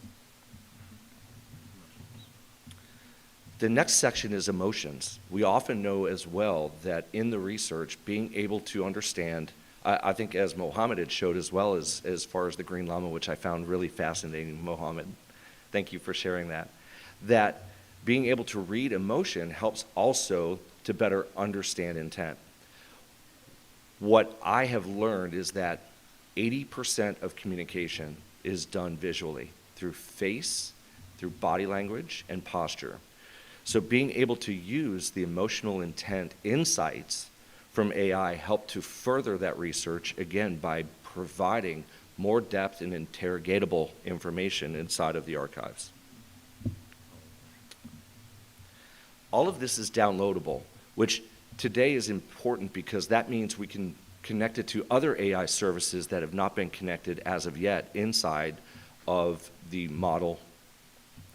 It also allows us to make sure the data stays where we want the data to be. Again, using across any other services that might be important and impactful for you to continue in that research. Michael, I'll bring you back up. Thank you, Rob. We should go on the road more often with this show. This is, of course, what's amazing about these traditional AI components, as Rob described. Quizzitive was put these things together, and as we indexed each of these Senate and House videos, extracted or generated these AI generated insights out of it. So, for instance, you ever get a text, and the text you had no you didn't know exactly how the text was written, so you didn't know if it was sarcastic, if there was some sort of jab inside of it, or so on. And yet you responded of how you felt, and it was a miscommunication, right? This is what we're hoping, actually we're proving, that beyond OCR, and thank you so much for your group's current, and existing investments and time and studies to develop these models with us, right, with Microsoft and others in this field.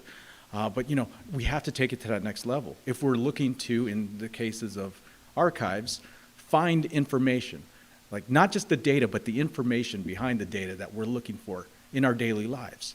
And so that's what things like emotion, you might not think, well, why is that necessary? Well, you might want to know when a senator got angry about someone in testimony about a topic that maybe they were challenging them on, right? Versus where they were just compliant with what was going on. You might want to look for those keywords. I recognize what building we're in, so I'm not going to go any further with my editorials on that, but this is I think what I think goes beyond the normal transcribing of things. And if we're going to, from an archivist perspective, store these things, we want to make that searchable for our future generations that want to do study or even just understand what life was like, for whatever purposes. And so we are talking about this from the traditional AI perspective, right? These things have been around for quite a bit, and thank you so much for bringing that all together. The next piece that we would like to describe is then, what could we do beyond generating these insights? How do we make that even more searchable? And so I would like to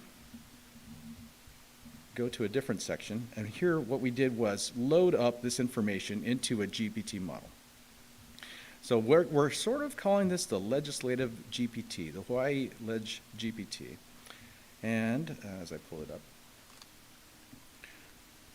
I am going to show you what it's like to chat with this legislative data, okay? So you might have saw that some of that testimony occurred 11/3/2022. If we were good writers of questions, we could say, hey, tell me exactly what happened at committee meeting that occurred on 11/3. Instead of that, I'm going to say, hey, what happened last November at the HHS AEN committee? And yeah, this is a proof of concept, so I'm crossing my fingers a little bit here. Okay, so it said, the sources only mentioned that committee in passing without providing any details. Describe the transcript of that meeting.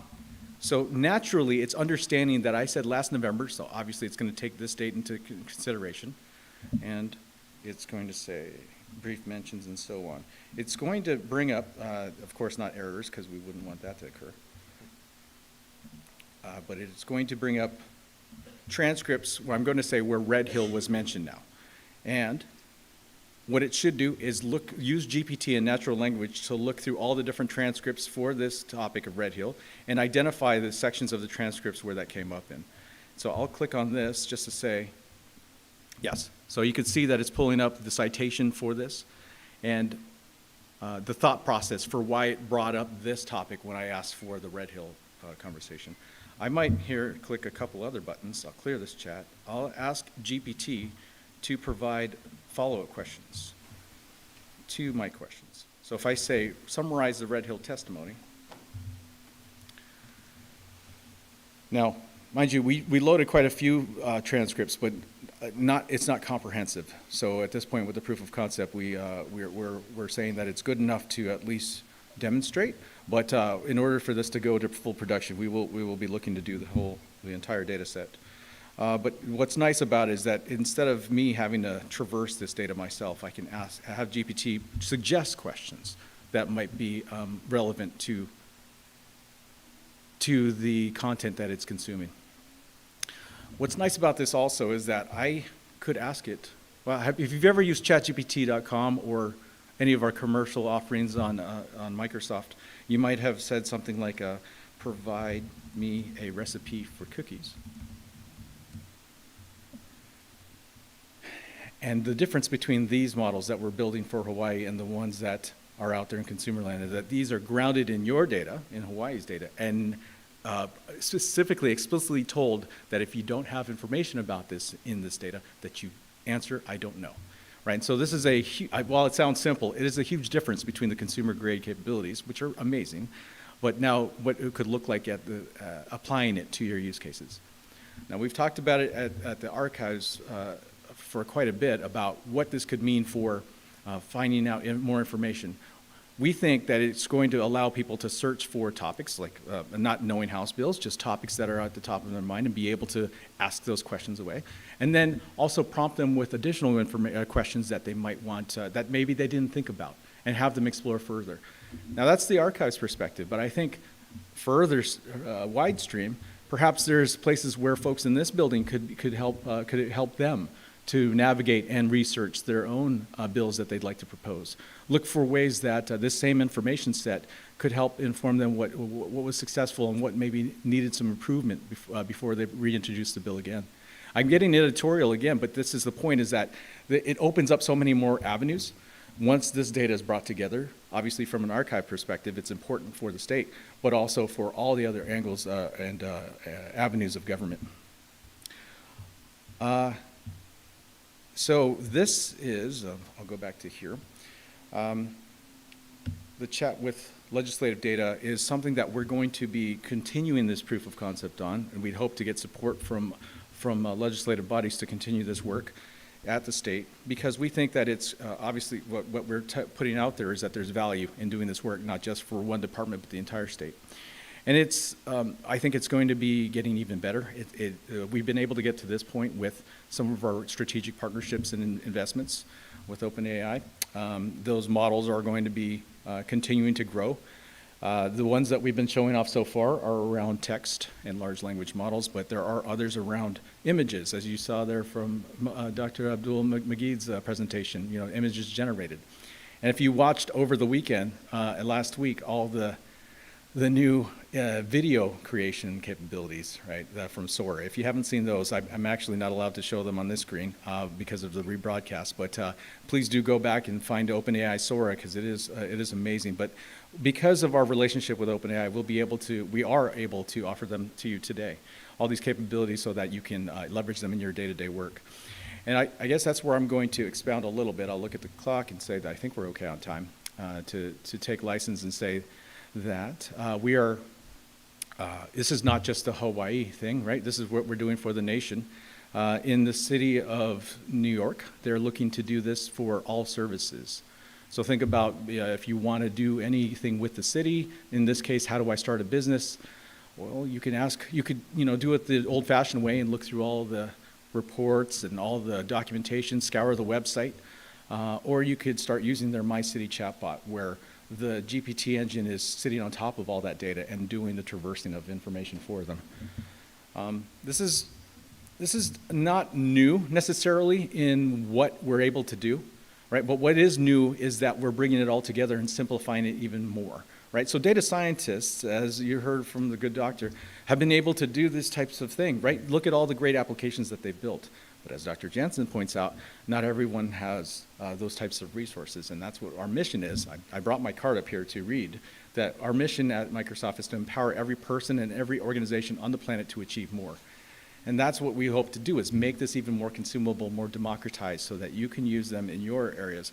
And so what we've published out there with, of course, our collaboration with OpenAI is this idea of a foundational model, right? Something that is trained very well in linguistics and literature, language, grammar, all these things. But it is not specialized in your use cases, right? So, of course, this is what our proof of concept with archives is meant to do, is to specialize it in archive data and archive use cases.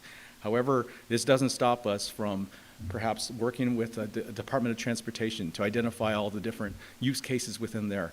We're working with Department of Licensing. How do I renew a license? If I'm reading a driver's license guide, how do I translate that on the fly to my language? In fact, let me jump back into there. Let me see, I'm going to run a little bit of an experiment. I'm going to say, tell me this in Tagalog. We don't see that. Oh, yes, you don't. Thank you. Yeah.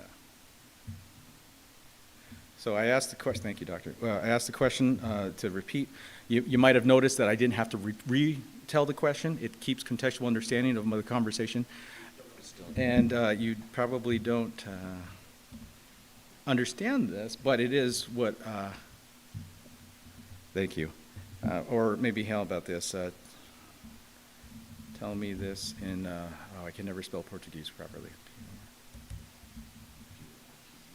Did I do it right? Thank you. Yeah. Explain the last HHS committee.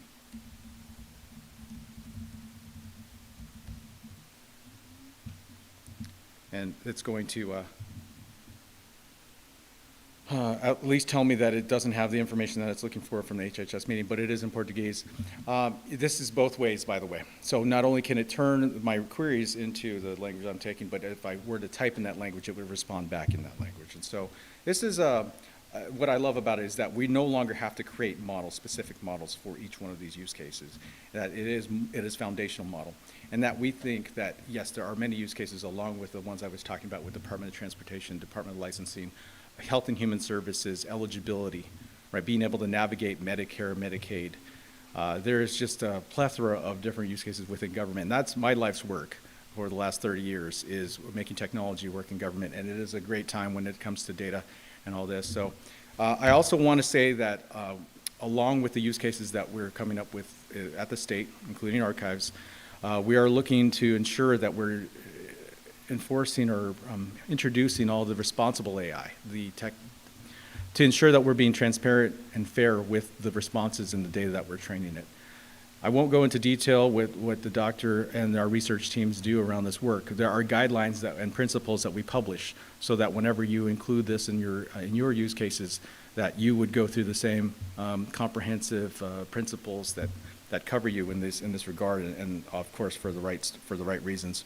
But it is something that we're excited to continue this work with, and from a research perspective as well as at a practitioner level, to start bringing these capabilities right to our citizens and residents. I think I'm going to click this step and hand it back over to Dr. Jansen. Thank you. So you've seen the blessings and the banes of trying to work on the bleeding edge of technology. But what really intrigues me about this is the capability, the insights, the ability to do named entity recognition, keyword extraction, sentiment analysis, just from the video. We're just focusing on video right now. As we start to move forward, we really want to keep building this out to see what happens if we start to include the written testimony, if we start to include the committee reports, if we start to include everything that we now know about the legislative process from the beginning to the end, and we're not just looking at those oral testimonies. How much more knowledge can we uncover? How much better focused can our research be if we're looking at the whole of the information source? And then we want to start building up and loading more videos. We've only got dozens of videos loaded right now. I have over 4,000 legislative hearing videos that we have downloaded, and exceeding 15,000 videos overall for state government.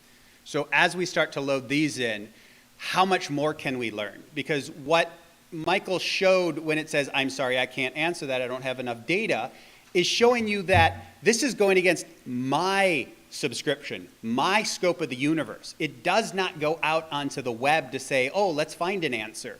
It only works against those records that the archives maintains, and then searches those for the answers. So if we don't have it, it's going to tell you we don't have it. And then to test the results that come out versus what would we expect. So as we start to do some of these named entities, are they missing local names that the model doesn't understand are a person or a place here in Hawaiʻi? Are we getting those keywords out and spelled correctly? And are we identifying all of the public figures? Because I don't know if you noticed at the very top of the insight, it showed who the speaker was using both visual and auditory recognition. So that now we also have some authenticity aspects to it. It's not just, oh, well, so-and-so said this. You can say, show me where so-and-so said this, and it will take you to that, and you can listen and watch yourself to see what it does. And then because of the process that the Senate and the House follow right now, as I mentioned, they do have professionally created closed captioning created for these hearings. And those are embedded in the YouTube files. So let's use the tools, extract those, and then compare it against the Microsoft model to do that speech-to-text recognition, find out where we're coming short, and then train our model to be better. And then continually get in this revision where we're making our model better and more accurate as we move forward. And then for me, it's to document how we're doing this. If you don't have IT, if you don't have the appropriate servers with gobs of GPUs in it, and you're comfortable with leaving all of this in the Azure environment, it's actually going to be a pretty low lift for you to be able to implement these services. And I'm going to work with Michael and his team to actually write up the recipe book. How do you do this? If you can get a computer scientist with, if you can get a bachelor's graduate in computer science, you'll be able to do all of this yourself. Because it mostly is pre-packaged. You just have to put the little hooks in the right order to do what it is that you want to do. And then we want to really expand this out, not just on legislative hearings, but Doug Murdock, our CIO, and I have been having discussions. They're going to eat their own dog food. They're going to roll this out into their boards and commissions to see how can we make public meetings more public, more searchable, more understandable in a very rapid process where we can get all of these services done, extract the data, and make it accessible within 48 hours after the hearing. And then continue to test these insight generations against static, against photos. Because what is video but 30 static photos a second? So all of that computer vision, recognition, the OCR into the images themselves for logos, street signs, business names, to be able to do that, extract all of that, and help us do a better job describing the hundreds of thousands of photos that we've digitized and put online with very minimal metadata. And then continue this to add other types of documents, not just video, not just photos, but mailboxes, entire Outlook mailboxes, entire Office documents, whether it's Excel, PowerPoint, or Word, and throw all that through there, PDFs, do all of it and see what we can do. How much more powerful would it be if instead of having to search by series and box and you can just say, what do you have on Curtis E. Alkea? And it just goes through and finds all the photos and the audio and the written records that we have from Curtis E. Alkea that are in the archives. So it's a much, much more powerful tool. And I think it has a huge amount of promise with a relatively, all things being relative, short lift to build that up. So we welcome any questions that you have. And for all of us local kind, we will continue to refine this, and over the next 6 months, you're going to be seeing more demos of this as we get better. Thank you, Adam. One question, anybody? I was so happy to see the one slide about responsible AI being developed, and with this model being developed in the archives, we are getting that archival perspective and the archival needs for authenticity, and that's very important. I actually do have a question, one very short question. So close. So close. I'm just wondering if there's any anticipation of what the cost would be for an archives to implement something like this. And I do appreciate that question, because one of the things that is the advantage of Microsoft doing this for me, or more accurately with me, is that I have full visibility into the cost management aspects of this, so that I know exactly how much this is costing. Oh, never mind. I don't know what he did. The long story short is what we're looking at is about $7.50 per hour of video processing to get all of those insights generated. Now, doing it virtually requires servers in the ecosphere, and Michael, you got to come back here and fix this now that I've broken it. See, that's the other advantage of having somebody from Microsoft. Yeah, well, I can't even find where the heck the mouse went. Do we have to reboot? I totally frickin' broke it. There we go. All right, just close that out. So I will be able to tell you exactly how much it costs and where that cost breakdown is. So you want to leave everything up there, do it yourself, you'll have what you need to be able to figure that out. Thanks very much. Okay, now we're going to hear from Massimiliano Grandi. Massimiliano is the archivist in the UK Altrad Group, a multinational corporation providing industrial services. He has been a member in several phases of InterPARES, focusing on research into the preservation of email initially. And in InterPARES Trust AI, in this phase, he is working as part of ANAI, the Association of the National Association of Archivists of Italy. And he's a member of the team studying whether and how AI may be used to build or reconstruct the archival bond and enrich metadata schemas. Massimiliano.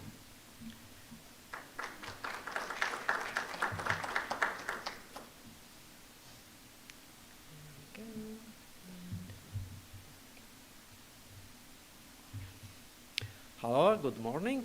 And so I'm going to deliver this presentation that relates to the activity of our group. Our group is Team CU05.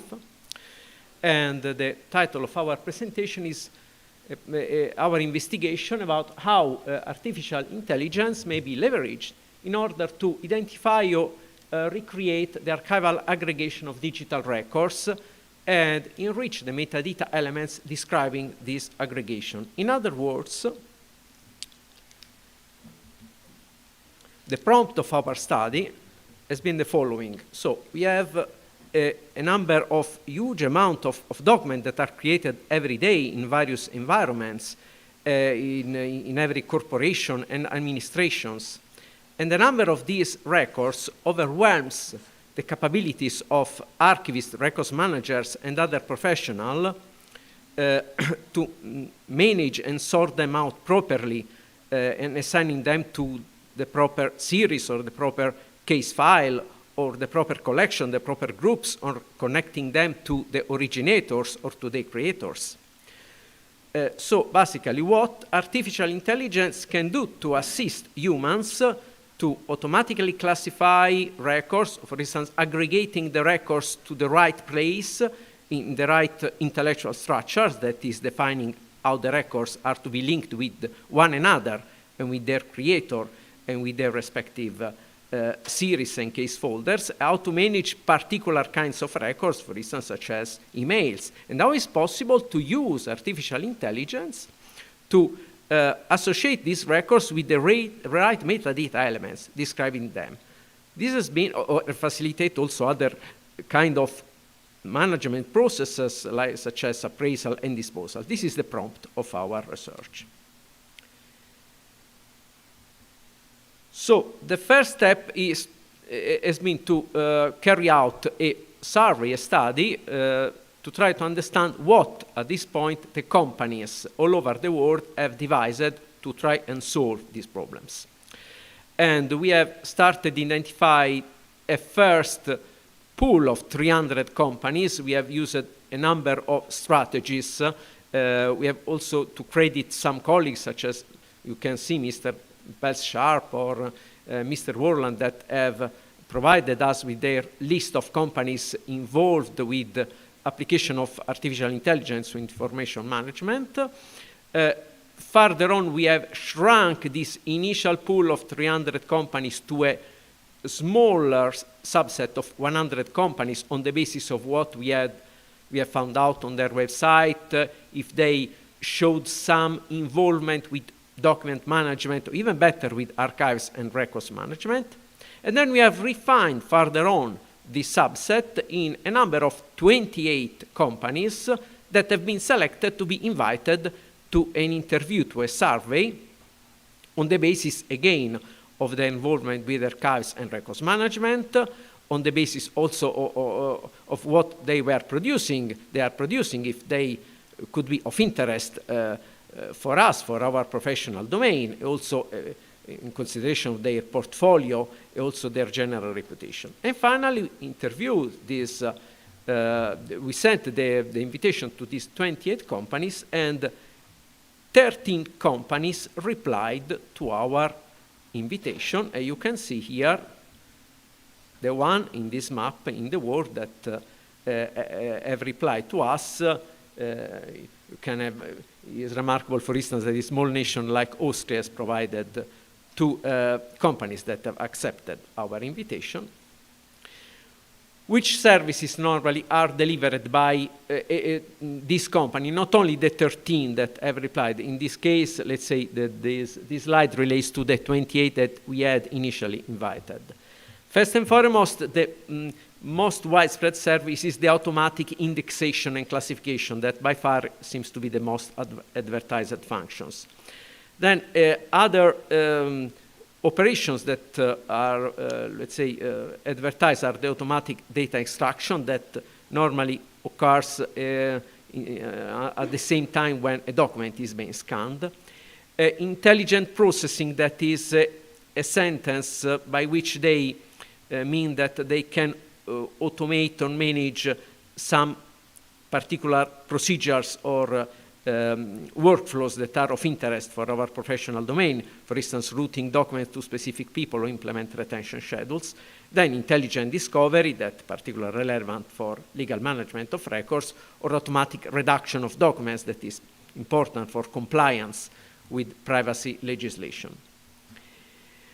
So, to the 13 that have accepted our invitation, we have met them one by one before sending them the questionnaire, because we have prepared a questionnaire with 25 questions divided into 4 groups: the achievements, what they had done so far, the specific capabilities of their products, the technologies and methods that they have used to set up their artificial intelligence application, how they have decided to measure the success of their products. But before sending the survey, we have met them one by one. We have explained exactly what we wanted to know. We have also told them, if you want to meet, to get further support, further advice by us, you can get in touch with us as many times as you like. And finally, we have analyzed the survey. Which are the outcomes?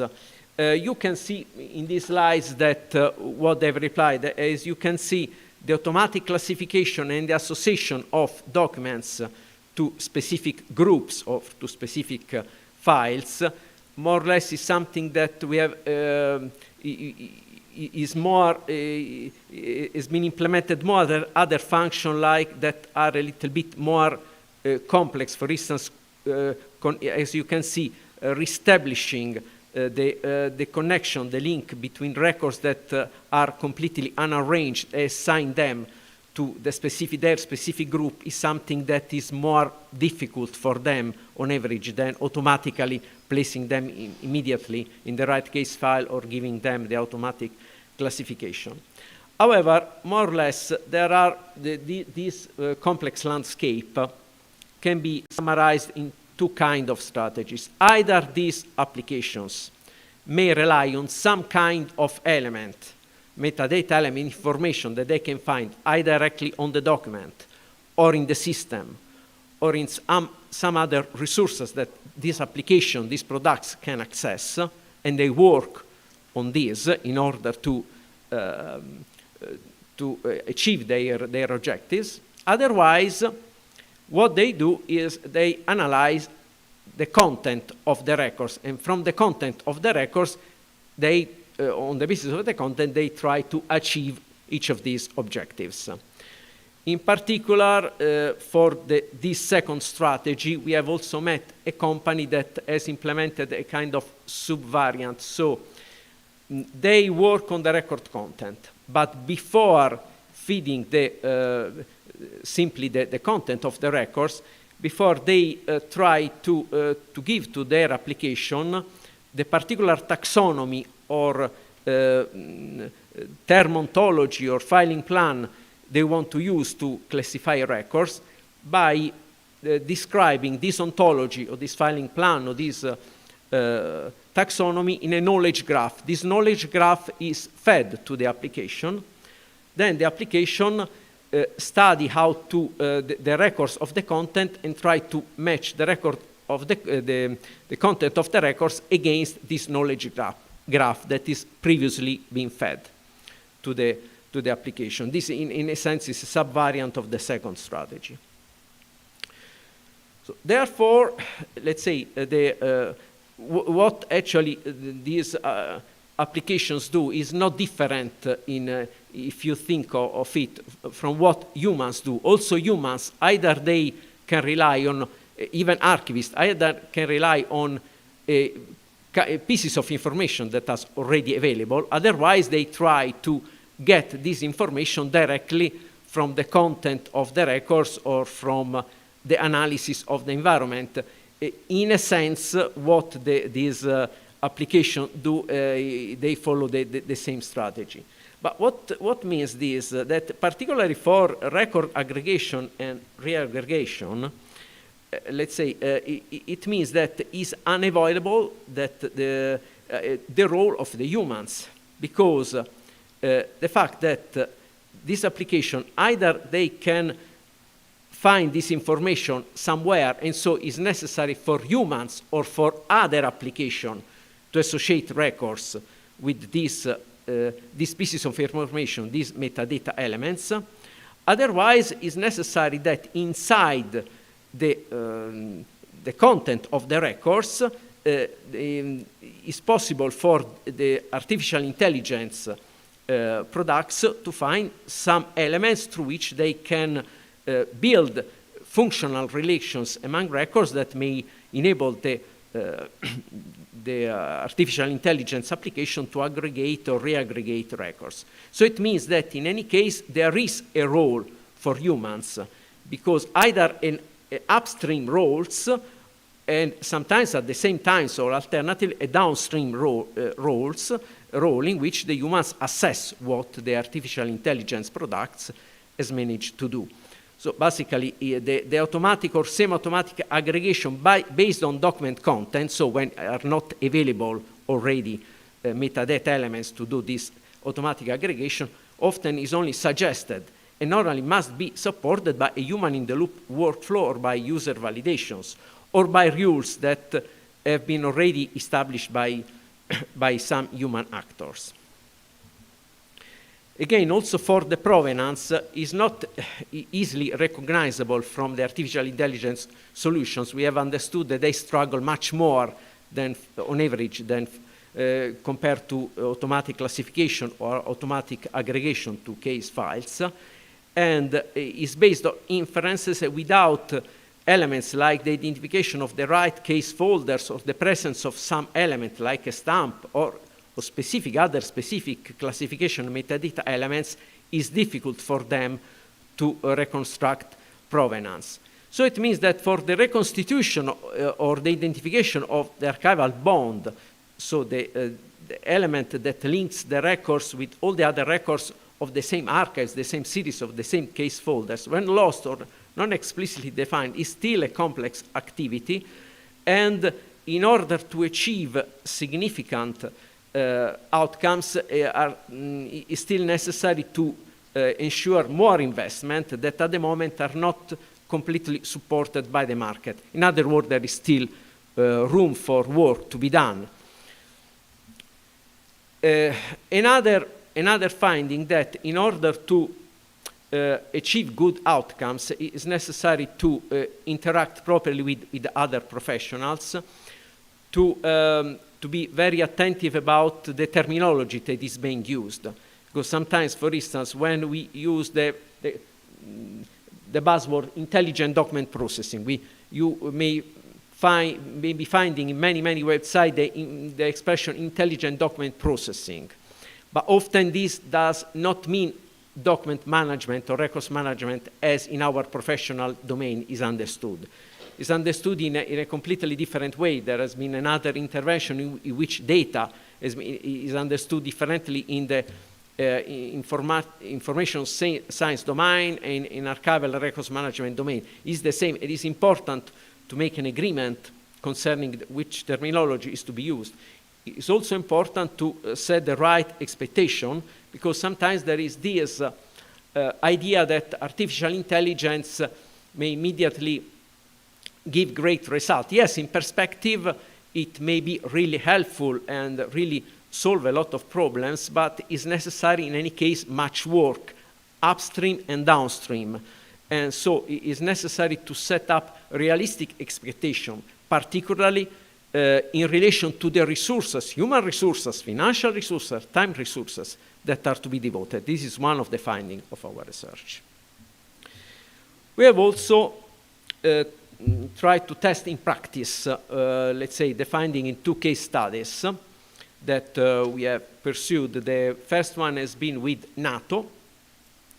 NATO, there is no need of presentation. It is a national North Atlantic Treaty Organization, and they have made available for us, for our case study, a large series of declassified committee records from the 50s to the 90s, particularly the documents of the North Atlantic Council and the documents of various subcommittees that have been created to address specific topics that then each subcommittee report back to the North Atlantic Council. The organization of all these records has been done on the basis of the organizational structure of the NATO itself. I know that it's not very popular in our professional domain, a sorting out of the records, a kind of sorting out according to the organizational structure, but this is the fact, the way in which NATO has organized their records. The company that instead has been involved in this case study is Record 365, is Record Point from Australia. Record Point has made available for the study its product named Record 365. Record 365 is a records management platform in place, so not a cloud application, that can ingest data from any digital content source. Record Point is a company that is well learned, that is very privy to the themes and to the concept of our professional domains. They cooperate with the Australian archival administrations, and they seek compliance with various records management and archival standards. So basically, Record 365 uses two kinds of approaches. An approach is a more classical one that also existed before artificial intelligence, based on rules, basically, according to particular conditions, informations, characteristic features of the records, some actions are triggered.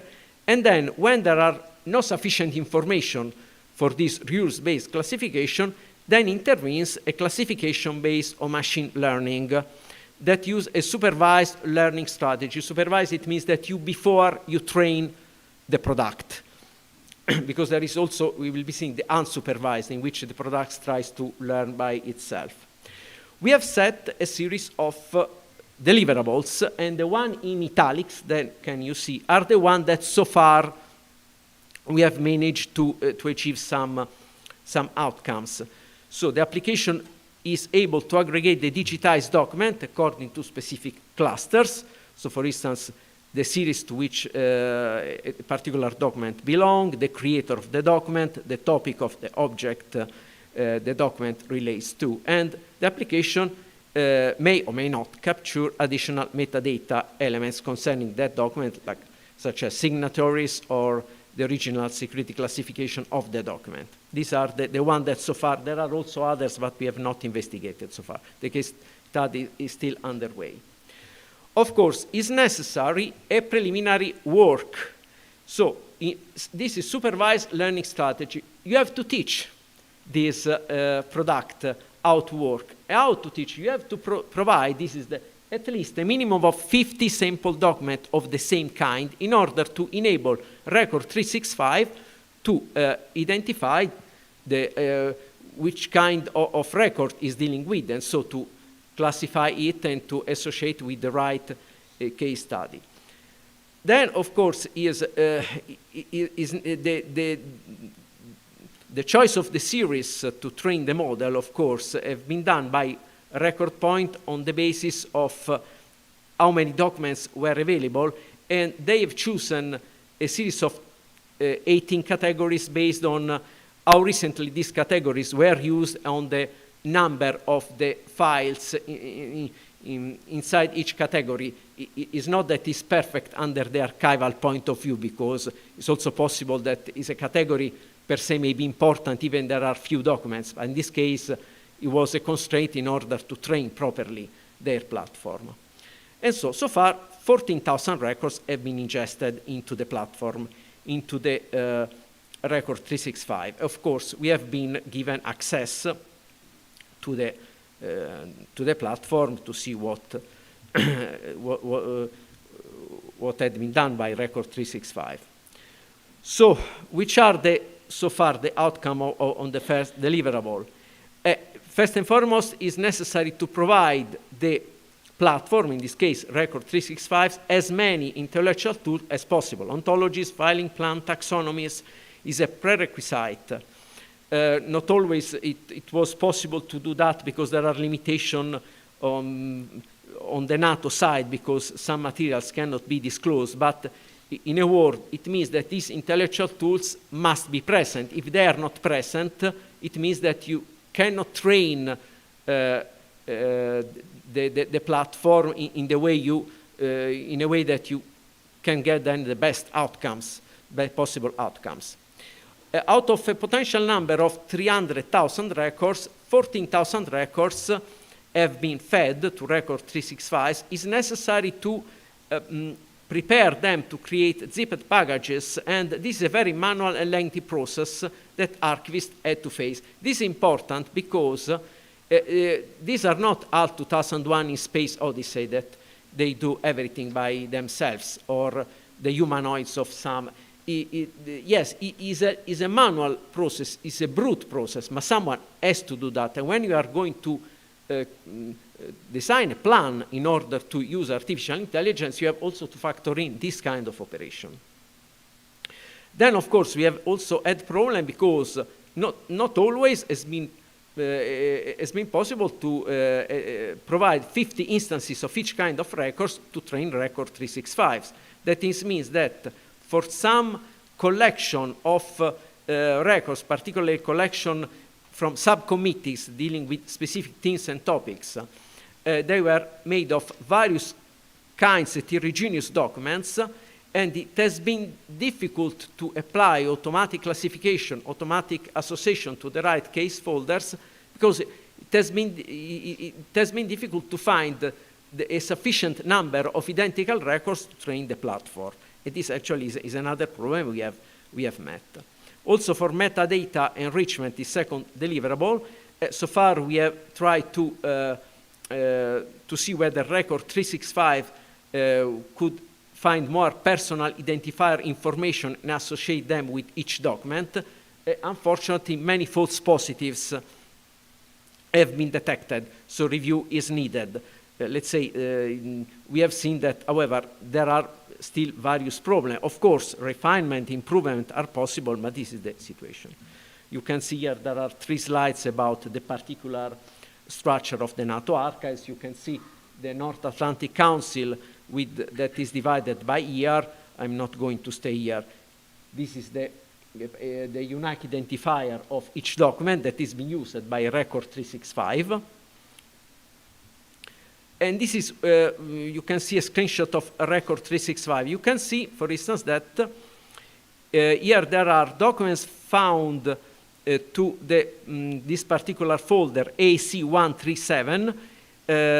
In 3 cases in this screenshot, Record 365 has confirmed the association with this particular case files. In 2 more cases, he has proposed another case file.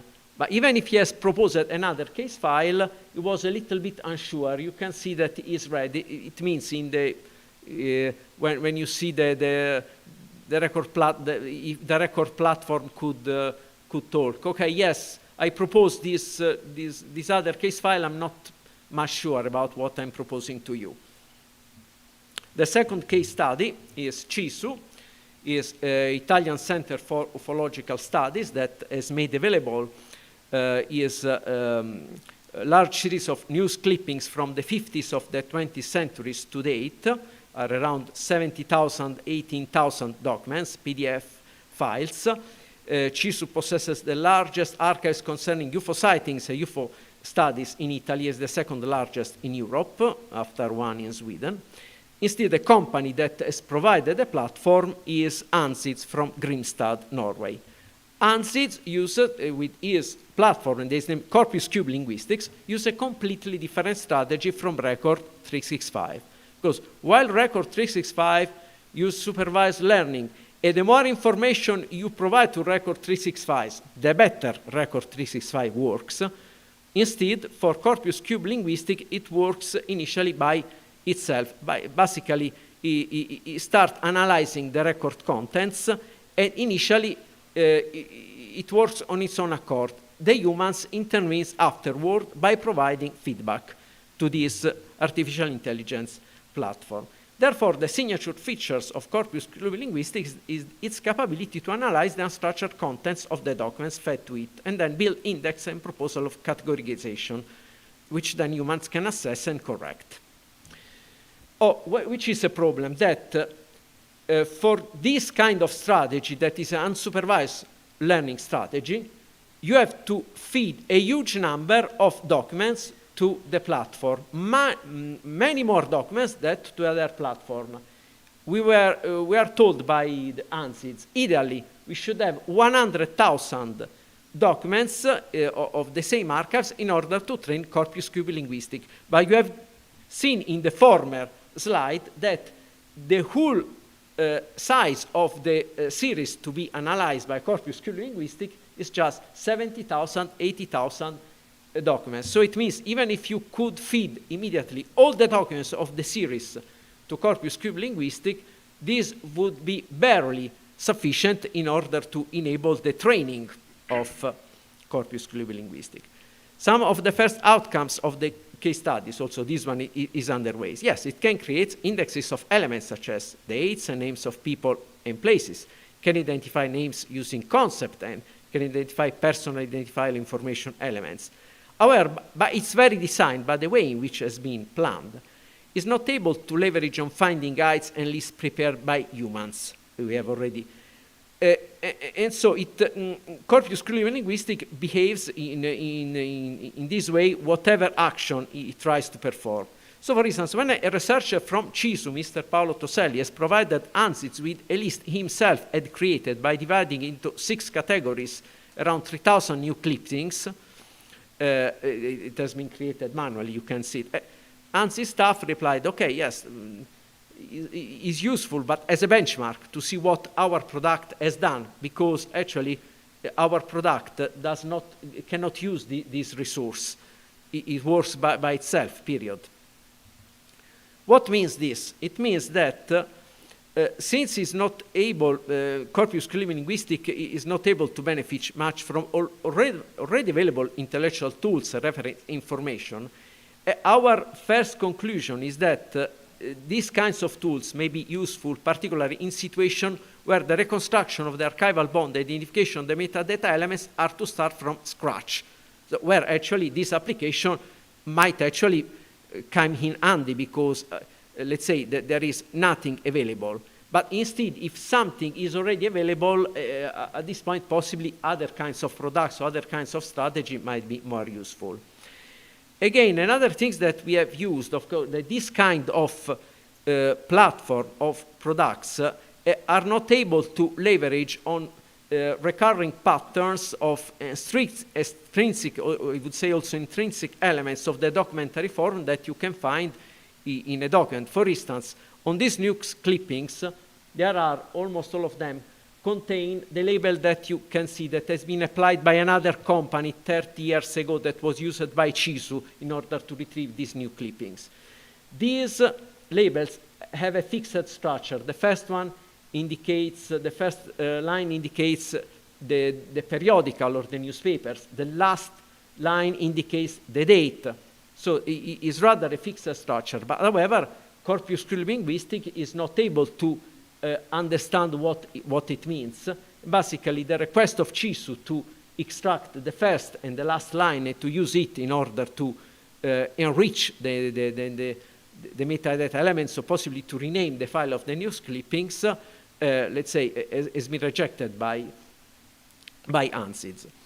So these actually are the presentation of our activities and about our case study. Both the case study are still underway, so I have had to present only the provisional, the outcomes so far.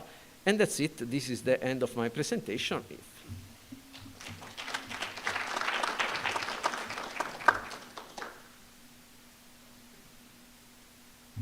Perfect timing. Thank you very much, Massimiliano. And thank you to all of the speakers this morning. And I'd also like to recognize our interpreters who are working very hard to sign all of the presentations, and it's an enormous amount of work. We're going to break now for lunch. We will resume in 90 minutes. So for those of us in this time zone, that would be 1:30. For those of you who are watching from perhaps another time zone, 90 minutes from now. Thank you very much. I